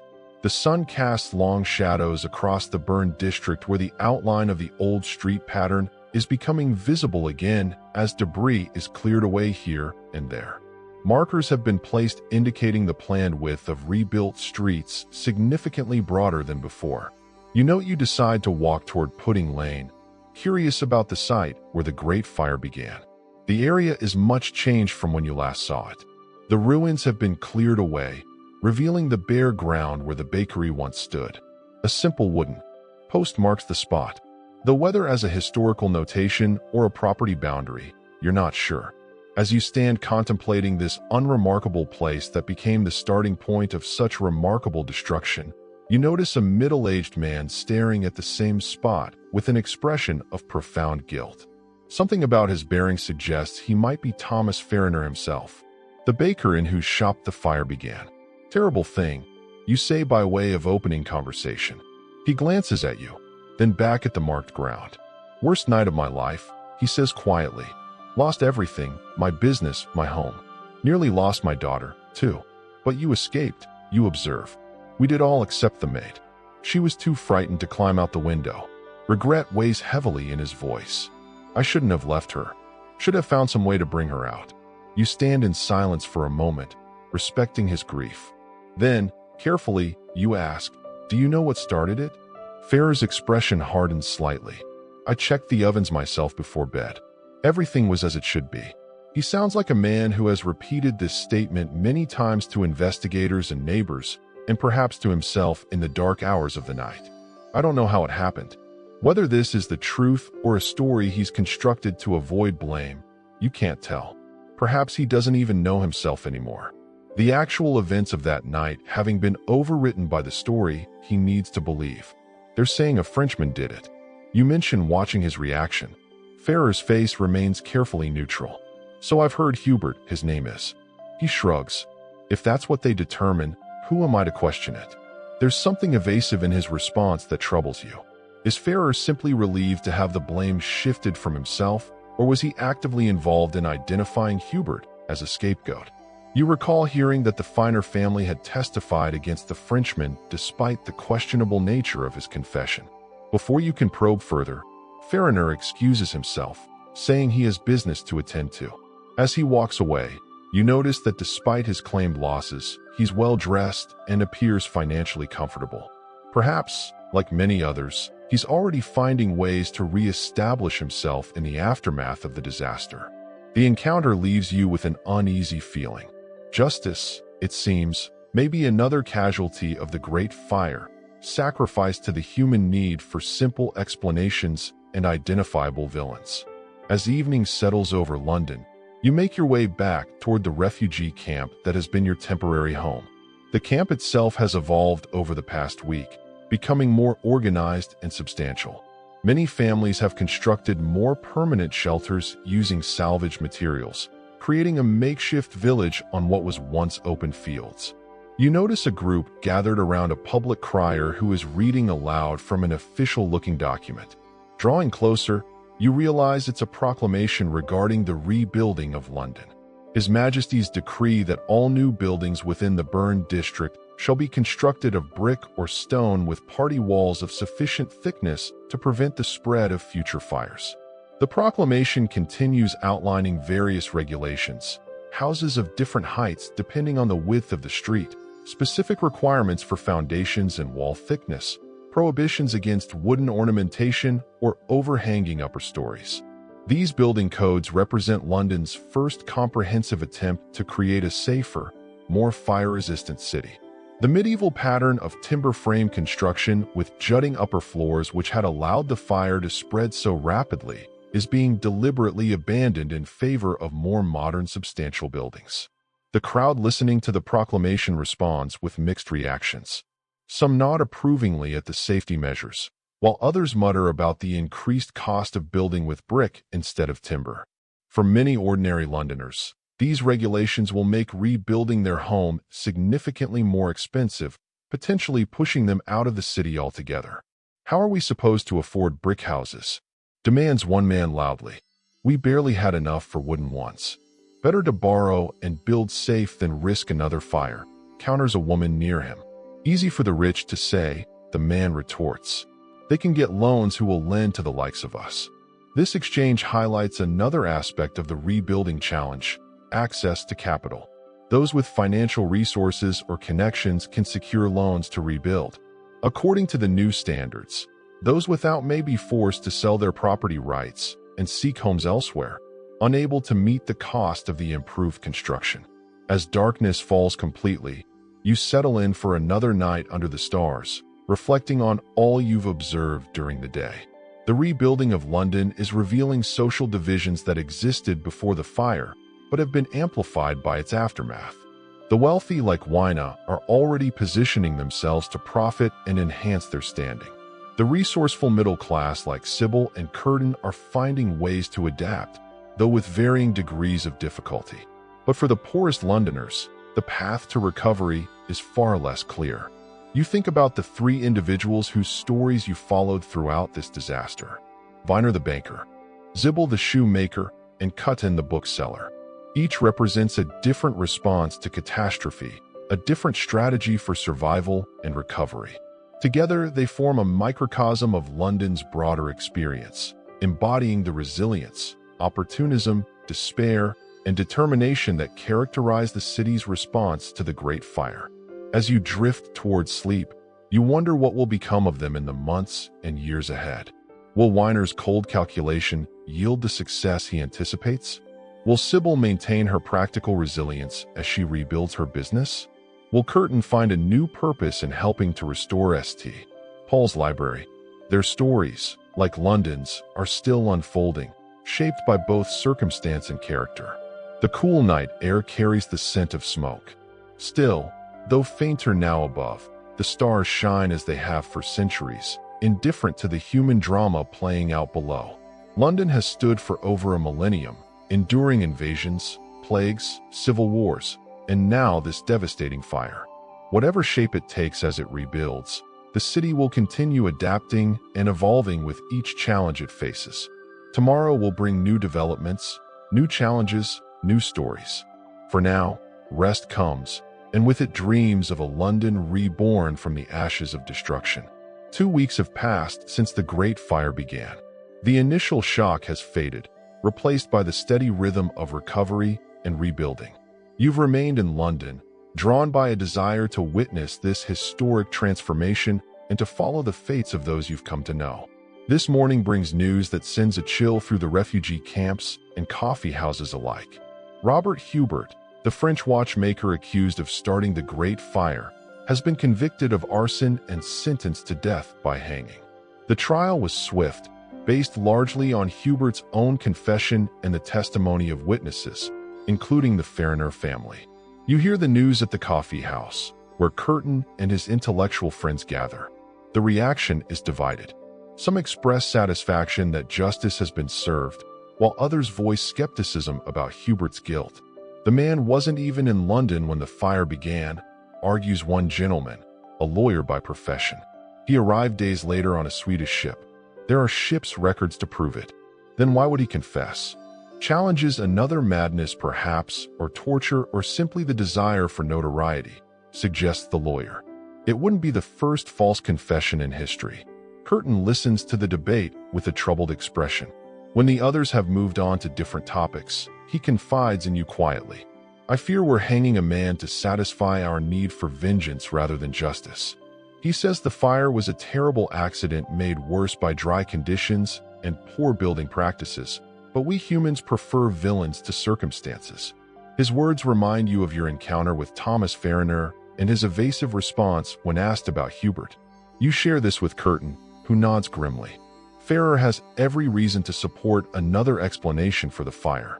He observes his carelessness, if that's what it was, destroyed half the city. That's a heavy burden to bear, perhaps too heavy for any conscience. The conversation leaves you unsettled. A reminder that even as London rebuilds physically, there are moral reckonings and miscarriages of justice occurring alongside the construction. Later that day, you witness something more hopeful: the ceremonial laying of the first foundation stone for a rebuilt church. St.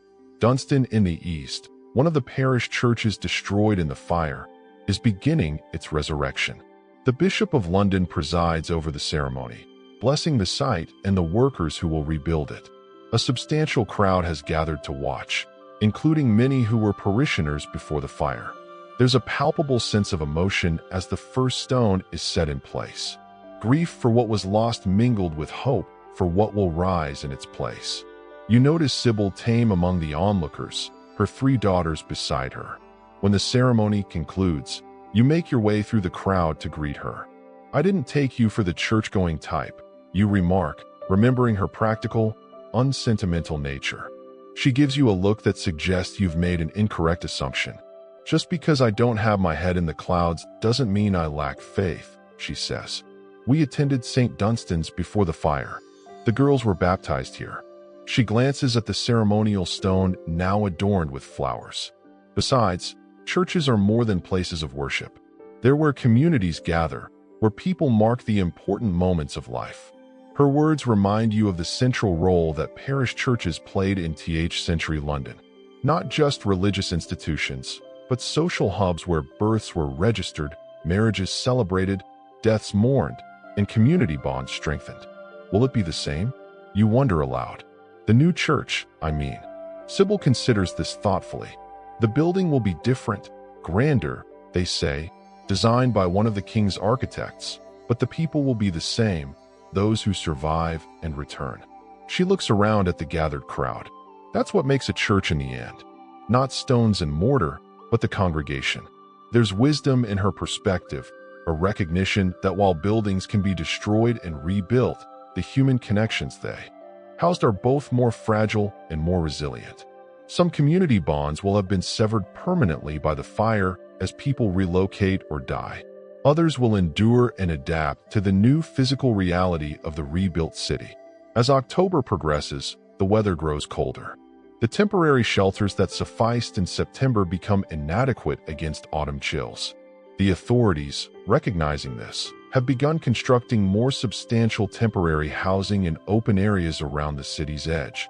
Hundreds of simple but sturdy cottages now stand in neat rows, providing better protection against the elements for those who lost their homes.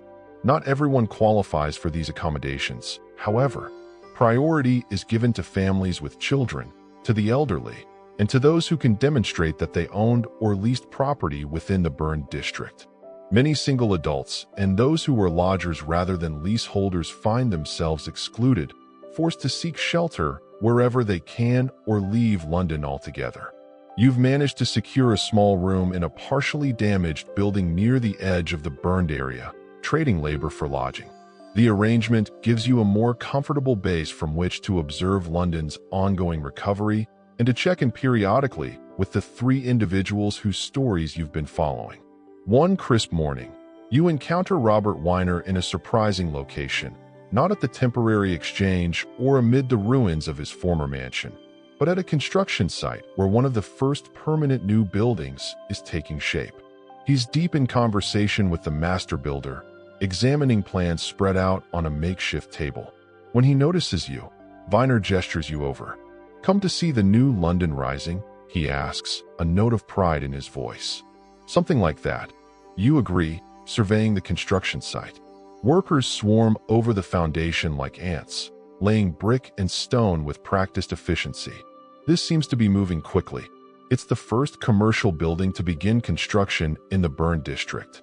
Viner explains, a company of merchants has pulled resources to build a central warehouse and trading floor. I'm one of the principal investors. You're not rebuilding your own house first, you ask, surprised. Viner smiles thinly. My temporary accommodations are adequate for now. This, he gestures to the construction, is where the real opportunity lies. Those who establish commercial operations first will have an advantage that could last decades. His calculation is logical if cold. While most Londoners prioritize rebuilding homes, Viner focuses on commercial infrastructure, positioning himself at the center of the revived economy. It's a strategy that will likely yield significant returns even as it reveals his priorities. Besides, he adds, the King's building regulations require substantial construction, brick exteriors, proper foundations, thicker walls. That takes time and significant capital. Better to begin with commercial buildings that will generate income to fund residential construction later. As Viner returns to his discussion with the builder, you reflect on how the disaster has reinforced existing social hierarchies. Those with capital, like Viner, can adapt quickly to the new regulations and may even profit from the rebuilding. Those of modest means struggle to meet the higher construction standards, potentially losing their place in the city altogether. This thought leads you back to Joshua Certain, the bookseller, whose prospects seemed to be improving when you last saw him. You find him not at the coffee house this time, but at a small room he's rented near what remains of St. Paul's Cathedral. The space serves as both living quarters and a makeshift office with stacks of books and papers arranged neatly on shelves and tables. Curtin greets you warmly, looking healthier and more purposeful than before. You've caught me at a busy moment, he says, gesturing to the papers before him. I'm cataloging what will be needed for the cathedral library once rebuilding begins. So, you've secured a position? You ask, pleased for him. Not officially. Nothing is official yet with St. Paul's. The plans are still being debated. He shows you a sketch of a magnificent domed structure, clearly the work of Christopher Wren. But the dean has commissioned me to prepare an inventory of essential theological and liturgical works that will need to be replaced. It's paid work, and it may lead to a permanent position once construction begins. The transformation in Curtin is remarkable. Where once he saw only devastating loss, he now perceives opportunity, not to profit as Viner does, but to apply his knowledge in service of rebuilding something meaningful. And I've begun a small trade in books again, he adds, indicating several volumes on a nearby table. Nothing like my shop before, but I saw specific works for clergymen and scholars. The demand for replacement books is substantial, with so many private libraries destroyed in the fire. You seem content, you observe. Curtin considers this. Not content exactly. I still mourn what was lost. My shop, my collection, the old St. Paul's that I knew and loved. But I found purpose again, and that counts for much. He picks up one of the books, running his hand over its leather binding. Books endure even when buildings don't. The knowledge they contain can be preserved and passed on even after fire has consumed the paper and ink of particular copies. There's a philosophical depth to Curtin that you hadn't fully appreciated before. His attachment to books goes beyond the commercial. He values them as vessels of knowledge and wisdom that transcend their physical form. This perspective has helped him adapt to his changed circumstances, finding meaning in preserving the content of books, even when their original copies have been destroyed. As October turns to November, signs of winter's approach become unmistakable. Frost coats the ground in the mornings, and the breath of workers clouds in the cold air as they continue clearing debris and laying foundations. The pace of rebuilding has slowed somewhat with the colder weather, but it hasn't stopped. London's reconstruction continues, driven by necessity and determination. You find yourself walking along the Thames one gray afternoon, watching barges laden with building materials making their way upriver. The waterway has become even more vital than before, serving as the primary conduit for the brick, stone, and timber needed to rebuild the city. The river that once reflected the flames of destruction now facilitates the process of renewal. Near London Bridge, you encounter a familiar face, Sybil Tame wrapped in a warm shawl against the chill, overseeing the unloading of what appears to be a shipment of leather. A fortuitous meeting, she says when she spots you. I was just thinking of our conversations about rebuilding. You seem to be doing well, you observe, noting the substantial leather shipment and Sybil's air of quiet confidence. Better than expected, she acknowledges. The school has contracted me to provide shoes for all their children, over pairs, and with so many shoemakers having left London after the fire, there's no shortage of other work. She gestures to the leather being unloaded. I've taken on 2 apprentices and rented a proper workshop near the school. That's wonderful news, you say, genuinely pleased for her. It's a start, Sybil says, practical as ever. The rent is higher than before. Everything is with so much demand for the buildings that survived, but the work is steady and the pay is fair. She gives you a measured look. And yourself, will you remain in London to see it rebuilt? The question catches you slightly off guard. You've been so focused on observing others' experiences that you haven't fully considered your own plans. For a while longer, at least, you reply. There's something compelling about watching a city rebuild itself after such destruction. Sybil nods understandingly. It's not something many generations witness. My grandmother used to tell stories of the last great plague, but even she never saw anything like this fire. She glances toward the burned district where new buildings are slowly beginning to rise. Whatever London becomes, it won't be what it was before. Better in some ways, perhaps, but different. Her words capture something essential about disaster and recovery. The impossibility of true restoration. The rebuilt London will not be the old city resurrected, but something new forged from its ashes, incorporating elements of the past while responding to new realities and possibilities. As you part ways with Sybil, promising to visit her new workshop soon, you reflect on the transformative power of catastrophe. The Great Fire, for all its destruction, has created openings for change that might never have existed otherwise. Streets can be widened, buildings improved, infrastructure modernized. Even social patterns may shift as the city reconfigures itself physically. Yet, this transformation comes at an enormous cost, not just in buildings destroyed and possessions lost, but in lives disrupted and communities scattered. The old woman who knew every neighbor on her street may find herself in an unfamiliar district among strangers. The shopkeeper whose family served the same neighborhood for generations may be forced to start anew elsewhere. The web of relationships and memories that made London more than just a collection of buildings has been torn and will need to be rewoven in the rebuilt city. As evening approaches, you make your way to a tavern that survived the fire, a place frequented by builders and architects involved in the reconstruction. The conversation there centers on the practical challenges of rebuilding, the shortage of skilled masons, the rising price of brick, the difficulties of establishing proper property boundaries in the featureless expanse of the burned district. The surveyors are working street by street, explains one builder, warming his hands around a mug of ale, using old records and the testimony of property owners to mark out the boundaries. But it's slow work and disputed claims are common. And then there's the matter of the new street plan, adds another. The king wants wider streets, but that means taking land from existing properties. Who bears that cost?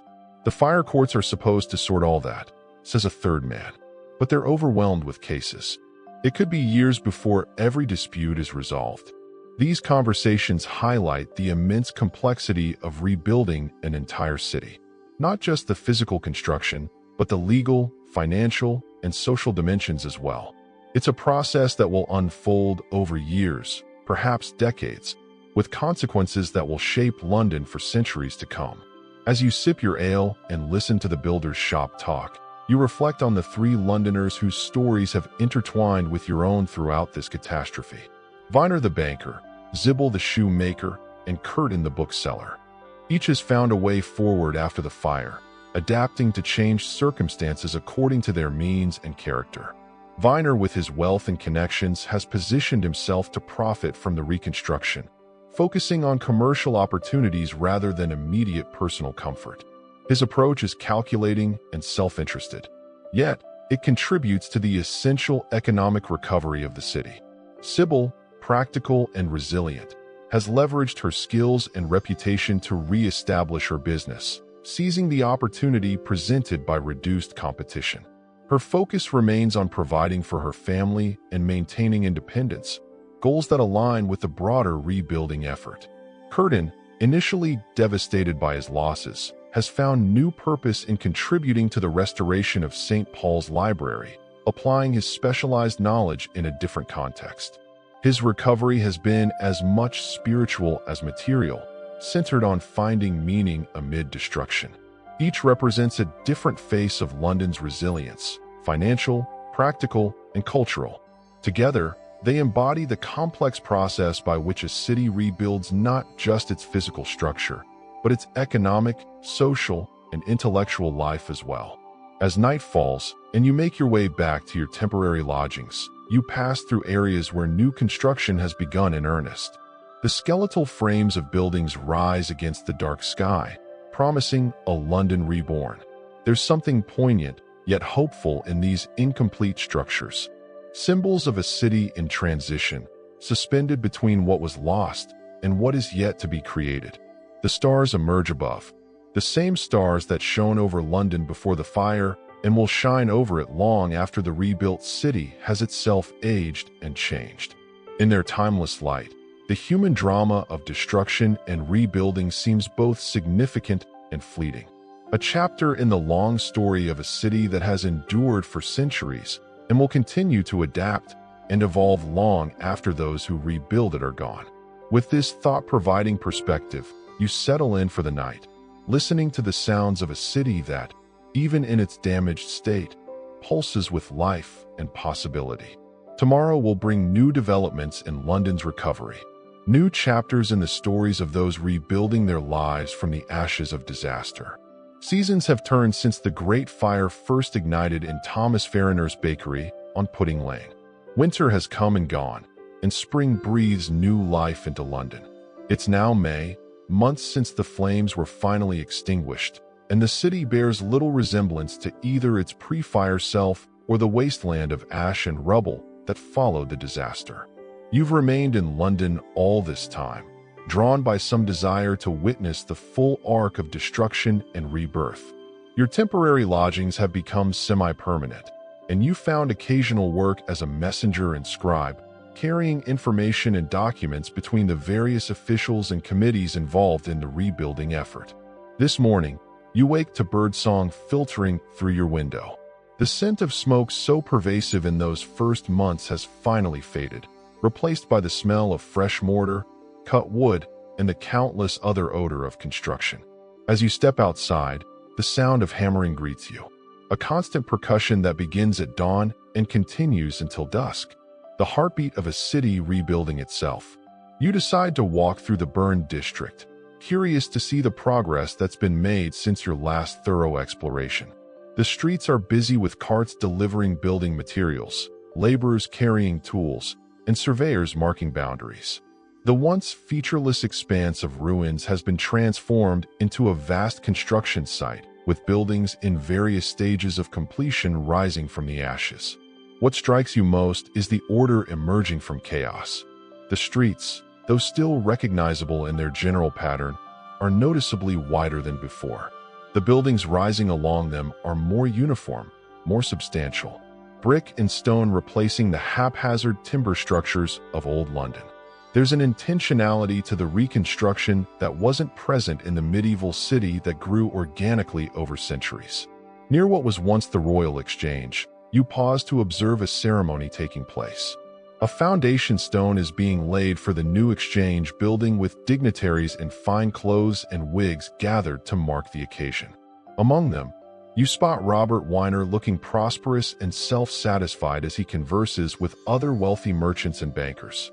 After the ceremony concludes, Weiner notices you watching and approaches with a nod of recognition. Still observing our Phoenix city, he asks, gesturing to the construction around you. It's remarkable how much has been accomplished, you reply. And how much remains to be done, he adds. The exchange won't be completed for years yet. St. Paul's will take decades. But commerce cannot wait for buildings to be finished. He straightens his embroidered waistcoat with a subtle gesture of pride. Our temporary arrangements have proven quite effective. Trade continues. Money flows. Life goes on. For some, more than others, you observe, thinking of the many Londoners who haven't fared as well in the aftermath. Weiner acknowledges this with a slight inclination of his head. Indeed, those with resources and foresight have managed well enough. Others have struggled. There's no particular sympathy in his tone, merely an acknowledgement of what he sees as natural economic forces at work. London will emerge stronger for this culling. Harsh though that may sound, the new city rising here will be more substantial, more organized, more befitting a great commercial power. His perspective remains coldly pragmatic, viewing the fire and its aftermath primarily through the lens of economic opportunity and development. Yet there's a kernel of truth in his assessment. The rebuilt London is indeed shaping up to be more modern, more fireproof, more deliberately planned than its predecessor. In your own affairs, you inquire. I see you at the center of things as always. A thin smile crosses Weiner's face. I've done well enough. My banking operations resumed within days of the fire, and I've secured significant interest in the new commercial buildings rising along Cheapside and Cornhill. He glances at the foundation stone just laid. When the exchange is completed, I'll have offices there as well. My personal residence is under construction in a more favorable location than before, closer to Westminster, away from the commercial bustle. Weiner has not merely recovered from the fire. He has used it as an opportunity to enhance his position, leveraging his wealth and connections to emerge even more prosperous than before. It's a stark reminder of how disasters often widen existing inequalities rather than leveling them. As you take your leave of Weiner, you reflect on how his story represents one face of London's recovery, the face of wealth, opportunity, and calculated self-interest. But it's far from the only story unfolding amid the reconstruction. Your thoughts turn to Zibami, the shoemaker, whose practical resilience offered such a contrast to Weiner's cool calculation. You make your way toward Christ's Hospital, curious about how she has fared in the months since you last saw her. You find Sybil not in the small room provided by the school, but in a proper workshop on a nearby street. The space is significantly larger than her previous accommodations, with multiple workbenches where apprentices, 2 young men, and a girl you recognize as her oldest daughter busy themselves with various stages of shoemaking. Sybil herself sits at the main bench, inspecting a finished pair of shoes with a critical eye. She glances up as you enter, recognition dawning on her face. "Well, look who's still in London," she says, setting aside the shoes. "Thought you might have moved on by now." "There's still much to see," you reply, "and you've clearly been busy." Sybil gestures around the workshop with understated pride. "Can't complain. With half the shoemakers in London either dead from the plague years back or gone after the fire, there's more than enough work for those of us who stayed." She nods toward her apprentices. "Had to take on help to keep up with orders. Including your daughter," you observe. "Mary has a good hand for the work." Sybil says, a hint of maternal pride breaking through her practical exterior. The middle one's still in the school kitchen. She prefers cooking to cobbling, and the youngest is still at her lessons. Reads better than I ever could already. Sybil's story represents a different kind of recovery. Not the calculated advancement of someone like Weiner, but the practical adaptation of a skilled worker making the most of changed circumstances. She hasn't merely survived the disaster. She's found ways to improve her situation within it, expanding her business and securing better opportunities for her children. "And your living arrangements?" you ask, remembering the cramped dormitory she shared with her daughters in the immediate aftermath of the fire. "Got rooms above the shop now," she says, gesturing upward. "Nothing fancy, but private and warm enough. The rent's dear, but with the business doing well, we manage." She gives you an appraising look. "And yourself? Found a permanent place in our new London?" "Semi-permanent," you admit. "I've been documenting the rebuilding in various ways. It's as close as you can come to explaining your role as an observer of this historic transformation." Sybil nods, accepting this without further questions. "Well, they say it'll be years before everything's rebuilt. decades for the churches and grand buildings. Plenty left to document, I'd wager. As you converse with Sybil about the changes in the neighborhood and the progress of rebuilding, you're struck by her matter-of-fact acceptance of both disaster and recovery. Where Vina sees strategic advantage and Curtin experienced existential crisis, Sybil simply adapts to changing circumstances, finding practical paths forward without excessive reflection or calculation. Taking your leave of Sybil and her thriving workshop, you make your way towards St. Paul's, curious about the progress on the cathedral and eager to check in on Joshua Curtin, the bookseller whose fortunes seemed to be improving when you last saw him. The site of the old cathedral remains largely a cleared space, though preliminary work has begun on the foundations of its replacement. Christopher Wren's grand design has been approved, though with modifications from his original vision. The new St. Paul's will indeed have a magnificent dome, but the process of creating it will take decades to complete. Near the construction site, you find a small building that serves as an office for those involved in planning the cathedral's reconstruction. Inside, amid stacks of papers and architectural drawings, you discover Curtin engaged in conversation with a clergyman and an architect's assistant. Curtin brightens when he sees you, excusing himself to greet you warmly. "My friend," the observer returns. "Come, you must see what we're planning." He leads you to a table where an elaborate diagram is spread out. This will be the library in the new cathedral, modest to begin with, but designed to grow as our collection expands. The transformation in Curtin is remarkable. Gone is the despair that gripped him after losing his bookshop. In its place is enthusiasm for this new project that makes use of his knowledge and experience in a different context. You've secured an official position, then you ask. Curtin nods, a mixture of pride and humility in his expression. "I've been appointed assistant librarian for the new St. Paul's. A smaller role than I might have had in my own shop, but one with dignity and purpose." He gestures to the plans.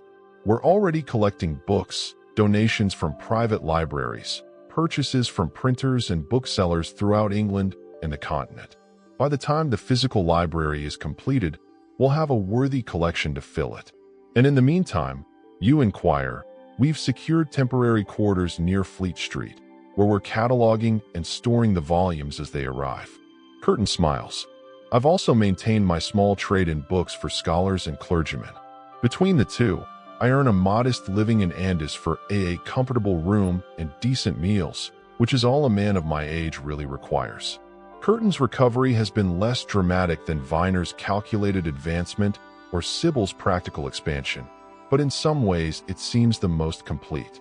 He has found not just material stability, but renewed purpose and meaning, applying his specialized knowledge and service to an institution that will far outlast him. As evening approaches, you find yourself drawn to one of the coffee houses that have become central to London's intellectual and commercial life. These establishments, still relatively new to England, have flourished in the aftermath of the fire, providing spaces where news is exchanged, business conducted, and ideas debated. The coffee house is crowded and noisy, filled with the smell of the strong bitter beverage and the sound of animated conversation. You find a seat at a table where several men are discussing the broader implications of London's reconstruction.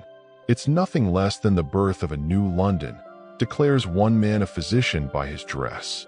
"Not just physically, but in governance and planning as well. For the first time, we're building according to rational principles rather than haphazard growth." Yet the street plan remains essentially medieval, counters another, an architect or surveyor by the looks of his ink-stained fingers. Wren and Evelyn wanted a complete redesign. Wide avenues, regular blocks, grand piazzas. What we're getting is the old London with slightly wider streets and better buildings. "And is that not for the best?" asks a third older man. "London is not Paris or Rome to be shaped by royal decree regardless of property rights. We're a nation of law and commerce, rebuilding in a way that respects both tradition and improvement." This debate captures the tension at the heart of London's reconstruction, between radical transformation and pragmatic adaptation, between visionary planning and respect for existing rights and patterns. The result is something of a compromise. A city improved but still recognizable, modernized but not completely reinvented. As the conversation continues, touching on everything from building regulations to the financing of public works, you reflect on how the Great Fire has catalyzed not just physical rebuilding, but intellectual engagement with questions of urban planning, public safety, and civic governance. The disaster has forced Londoners to think deliberately about what kind of city they want to create rather than simply accepting what evolved organically over centuries. The following day, you decide to visit the monument, a tall column being constructed near the site where the Great Fire began. Designed by Christopher Wren and Robert Hooke, it will stand ft tall, the exact distance from its location to the bakery on Pudding Lane, where the fire started. Though not yet completed, the column has already risen impressively, a physical commemoration of the disaster that transformed London. As you stand at the base of the monument, gazing up at the workers on scaffolding above, you notice a small gathering nearby. A man is addressing the group, pointing out features of the column and explaining its significance. With a start, you recognize Thomas Fariner, the baker in whose shop the fire began. Curious, you join the edge of the group, listening as Fariner speaks. Tallest freestanding stone column in the world, they say it will be. He's explaining a fitting memorial to London's greatest disaster and its remarkable recovery. There's something unsettling about hearing Fariner speak of the fire, as if he were merely an informed citizen rather than its accidental originator. When the group disperses, you approach him, wondering if he'll remember your previous encounter. Recognition flickers in his eyes, followed by weariness. Ah, yes. We've met before, I think. At the site of your bakery, you confirm. Some months ago. Fariner nods cautiously. A terrible. An architect's assistant. Curtin brightens when he sees you, excusing himself to greet you warmly. My friend, the observer returns. Come, you must see what we're planning. He leads you to a table where an elaborate diagram is spread out. This will be the library in the new cathedral. Modest to begin with, but designed to grow as our collection expands. The transformation in Curtin is remarkable. Gone is the despair that gripped him after losing his bookshop. In its place is enthusiasm for this new project that makes use of his knowledge and experience in a different context. You've secured an official position, then you ask. Curtin nods, a mixture of pride and humility in his expression. I've been appointed assistant librarian for the new St. Paul's. A smaller role than I might have had in my own shop, but one with dignity and purpose. He gestures to the plans. We're already collecting books, donations from private libraries, purchases from printers and booksellers throughout England and the continent. By the time the physical library is completed, we'll have a worthy collection to fill it. And in the meantime, you inquire, we've secured temporary quarters near Fleet Street, where we're cataloging and storing the volumes as they arrive. Curtin smiles. I've also maintained my small trade in books for scholars and clergymen. Between the two, I earn a modest living in Andis for a comfortable room and decent meals, which is all a man of my age really requires. Curtin's recovery has been less dramatic than Viner's calculated advancement or Sybil's practical expansion, but in some ways it seems the most complete. He has found not just material stability, but renewed purpose and meaning, applying his specialized knowledge and service to an institution that will far outlast him. As evening approaches, you find yourself drawn to one of the coffee houses that have become central to London's intellectual and commercial life. These establishments, still relatively new to England, have flourished in the aftermath of the fire, providing spaces where news is exchanged, business conducted, and ideas debated. The coffee house is crowded and noisy, filled with the smell of the strong bitter beverage and the sound of animated conversation. You find a seat at a table where several men are discussing the broader implications of London's reconstruction. It's nothing less than the birth of a new London, declares one man a physician by his dress. Not just physically, but in governance and planning as well. For the first time, we're building according to rational principles rather than haphazard growth. Yet the street plan remains essentially medieval, counters another, an architect or surveyor by the looks of his ink-stained fingers. Wren and Evelyn wanted a complete redesign. Wide avenues, regular blocks, grand piazzas. What we're getting is the old London with slightly wider streets and better buildings. And is that not for the best? Asks a third older man. London is not Paris or Rome to be shaped by royal decree regardless of property rights. We're a nation of law and commerce, rebuilding in a way that respects both tradition and improvement. This debate captures the tension at the heart of London's reconstruction, between radical transformation and pragmatic adaptation, between visionary planning and respect for existing rights and patterns. The result is something of a compromise. A city improved but still recognizable, modernized but not completely reinvented. As the conversation continues, touching on everything from building regulations to the financing of public works, you reflect on how the Great Fire has catalyzed not just physical rebuilding, but intellectual engagement with questions of urban planning, public safety, and civic governance. The disaster has forced Londoners to think deliberately about what kind of city they want to create rather than simply accepting what evolved organically over centuries. The following day, you decide to visit the monument, a tall column being constructed near the site where the Great Fire began. Designed by Christopher Wren and Robert Hooke, it will stand ft tall, the exact distance from its location to the bakery on Pudding Lane, where the fire started. Though not yet completed, the column has already risen impressively, a physical commemoration of the disaster that transformed London. As you stand at the base of the monument, gazing up at the workers on scaffolding above, you notice a small gathering nearby. A man is addressing the group, pointing out features of the column and explaining its significance. With a start, you recognize Thomas Fariner, the baker in whose shop the fire began. Curious, you join the edge of the group, listening as Fariner speaks. Tallest freestanding stone column in the world, they say it will be. He's explaining a fitting memorial to London's greatest disaster and its remarkable recovery. There's something unsettling about hearing Fariner speak of the fire, as if he were merely an informed citizen rather than its accidental originator. When the group disperses, you approach him, wondering if he'll remember your previous encounter. Recognition flickers in his eyes, followed by weariness. Ah, yes. We've met before, I think. At the site of your bakery, you confirm. Some months ago. Fariner nods cautiously. A terrible business, the fire, but London rises again, as you can see. He gestures to the construction visible in all directions. Indeed. You hesitate, then ask directly, do you ever think about the Frenchman, Hubert? The one who was executed. A shadow crosses Fariner's face. What's done is done, he says, his tone closing off further discussion. The courts found him guilty. Based largely on your family's testimony, you observe quietly. Fariner's expression hardens. I have a new bakery to attend to, he says curtly. Good day to you. As he walks away, you're left with the uncomfortable knowledge that London's rebirth, for all its physical improvements and rational planning, carries with it an unresolved injustice. Robert Hubert, a mentally ill foreigner who couldn't possibly have started the fire, was hanged to satisfy the public's need for a scapegoat with the apparent complicity of the man actually responsible for the accident.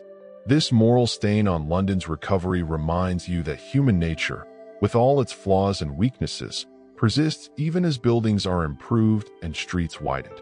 The new London rising from the ashes may be more fireproof in its construction, but it remains subject to the same human tendencies towards self-protection, scapegoating, and evasion of responsibility. Yet, this is only one thread in the complex tapestry of London's rebuilding. For every moral failure like the wrongful execution of Hubert, there are countless examples of courage, generosity, and determination.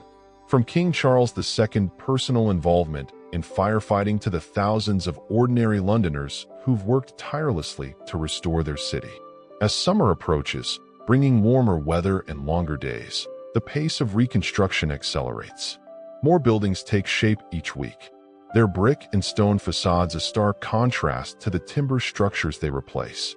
The wider streets create better airflow and more light, making the rebuilt areas feel more spacious and healthier than their cramped predecessors. 1 year after the fire, in September, commemorations are held throughout London, marking both what was lost and what has been accomplished in months of rebuilding. Churches hold special services, civic leaders give speeches, and ordinary Londoners gather to reflect on their collective experience of disaster and recovery. You attend one such gathering at the Guildhall, one of the few major buildings partially survived the fire, though its roof was destroyed and its interior gutted. The hall has been sufficiently repaired to host this event, where the Lord Mayor and other officials address a crowd of citizens.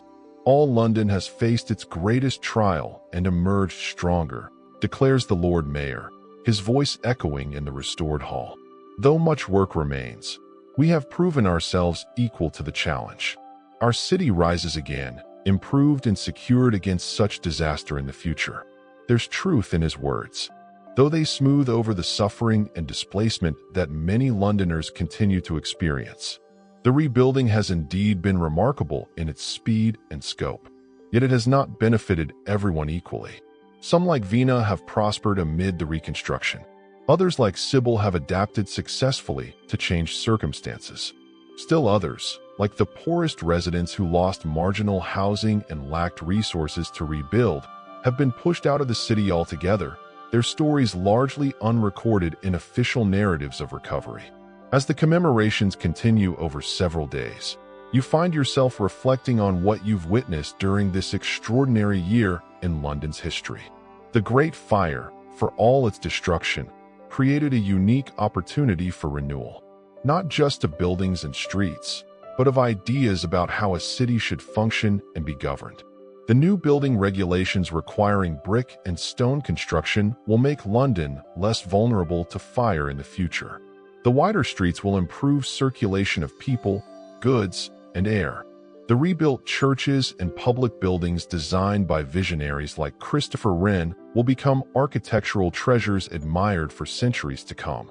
Beyond these physical improvements, the process of rebuilding has strengthened civic institutions and fostered innovation in areas from insurance to firefighting. The disaster revealed weaknesses in London's preparedness and governance, prompting reforms that will benefit future generations. In this sense, the fire has served as a painful but effective catalyst for necessary change. 2 years after the fire, in the autumn of, you prepare to leave London, drawn to new horizons after witnessing the most dramatic chapter in the city's long history. Before departing, you make a final round of visits to the 3 Londoners whose stories have intertwined with your own throughout this catastrophe. You find Robert Weiner at his new mansion near Westminster, a substantial stone building that reflects his enhanced status and wealth. He receives you in a richly appointed study, clearly pleased to display his prosperity. So you're moving on, he observes when you explain your imminent departure. London has taught you all it can. I've seen what I came to see, you reply. The destruction and the rebuilding. WER nods thoughtfully. Few have witnessed such a complete cycle of devastation and renewal. London will continue this process for years, yet decades for the grandest buildings. But the essential pattern is established. He gestures to a map of the city on his wall, where the rebuilt areas are marked in red. A more rational, more substantial city is emerging, one better suited to commerce and governance. As you take your leave of Weiner, you reflect on how thoroughly he embodies a certain approach to disaster, seeing it primarily as an opportunity for advancement, focusing on systems and structures rather than human suffering. His perspective is limited, but not entirely wrong. The improved London rising from the ashes will indeed serve commerce and governance better than its medieval predecessor. Your next visit takes you to Sybil Thames' expanded workshop, now a hive of activity with multiple apprentices and journeymen working under her direction. Her business has continued to thrive, expanding beyond the school to serve merchants, professionals, and even some members of the gentry. Off to see new places. Are you? She asks when you explain your plans. Can't say I blame you. London's becoming a proper city again, but there's a whole world beyond. And you? You inquire. Will you remain here? Where else would I go? Sybil replies pragmatically. The business is established. My daughter's settled. The oldest will be married next spring to a journeyman quarter with good prospects. The middle one has a position in a respectable household as an undercook, and the youngest a rare smile softens her features. The school says she has a gift for letters. They're keeping her on as a pupil teacher. Sybil's story is one of practical success. Not spectacular advancement like Viner's, but steady improvement through skill, determination, and adaptability. The disaster that might have ruined her instead became, through her own efforts, a turning point toward greater prosperity and security for herself and her children. Your final visit takes you to Joshua Cutton, now firmly established in his role as assistant librarian for the future St. Paul's Cathedral. You find him in the temporary library, surrounded by books and manuscripts, a contented figure amid the literary treasures he helps preserve. "I shall miss our conversations," he tells you when you share news of your departure. "You've been a witness to an extraordinary time in London's history and in my own life as well." "How do you reflect on it all?" you ask. "The fire, the losses, the rebuilding." Curtin considers this thoughtfully. "I lost everything I had built over a lifetime," he says slowly. "My shop, my inventory, my independence as a businessman. For a time, I thought that loss would break me." He gestures to the books around him. "But in losing what I had, I found a different purpose, preserving knowledge for future generations through this library." He selects a volume from a nearby shelf, running his hand over its leather binding. "Some of these books are the only surviving copies of their kind, rescued from other fires or disasters over the centuries.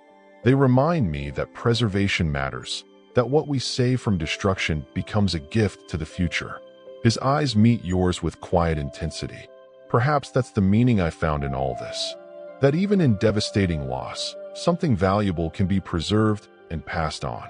Curtin's philosophical perspective offers a fitting conclusion to your time in London. The Great Fire destroyed much, but it also created space for renewal and improvement. What emerges from the ashes will not be the same city that burned, but one that carries forward the best elements of its predecessor while incorporating new ideas and approaches. As you make your final preparations to leave London, you climb Primrose Hill to the north of the city, seeking a panoramic view of what you've witnessed over these transformative years. From this vantage point, you can see the full extent of the burned district, now a landscape of construction with new buildings rising amid the scars of destruction. The Tower of London stands at the eastern edge, a reminder of the city's ancient foundations. The partially rebuilt St. Paul's marks the center, its future dome still just an architect's vision. To the west, Westminster's spires remain untouched by the fire, a symbol of continuity amid change.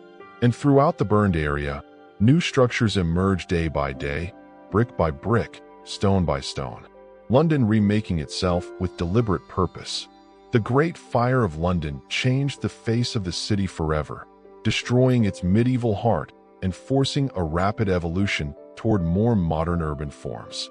Yet London's essential character, its commercial energy, its political significance, its cultural vitality survived the flames.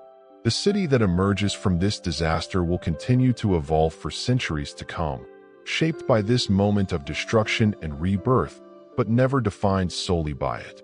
As the sun sets over this changing cityscape, casting long shadows from the new buildings and gilding the Thames with golden light, you reflect on what you've learned from witnessing London's trial by fire. Disasters reveal both the fragility of human constructions and the resilience of human communities. They expose weaknesses, but also create opportunities for improvement. They bring suffering, but also inspire courage, ingenuity, and cooperation. The story of the Great Fire of London is not merely one of destruction and rebuilding, but of how people respond to catastrophe. Some calculating advantage, others adapting practically, still others finding new purpose amid loss. It's a story of physical transformation, yes, but also of human experience in all its complexity. As darkness falls and stars appear above the city, you turn away from the view, ready for your own journey onward. London will continue its rebuilding without you as a witness, but you carry with you the memory of this extraordinary moment in its history, a time when destruction created possibility and an ancient city reinvented itself for a new age. And perhaps that's the greatest lesson of the Great Fire, that endings can become beginnings, that devastation can lead to renewal, and that the human spirit, like London itself, possesses a remarkable capacity to rise from the ashes of disaster and build something new.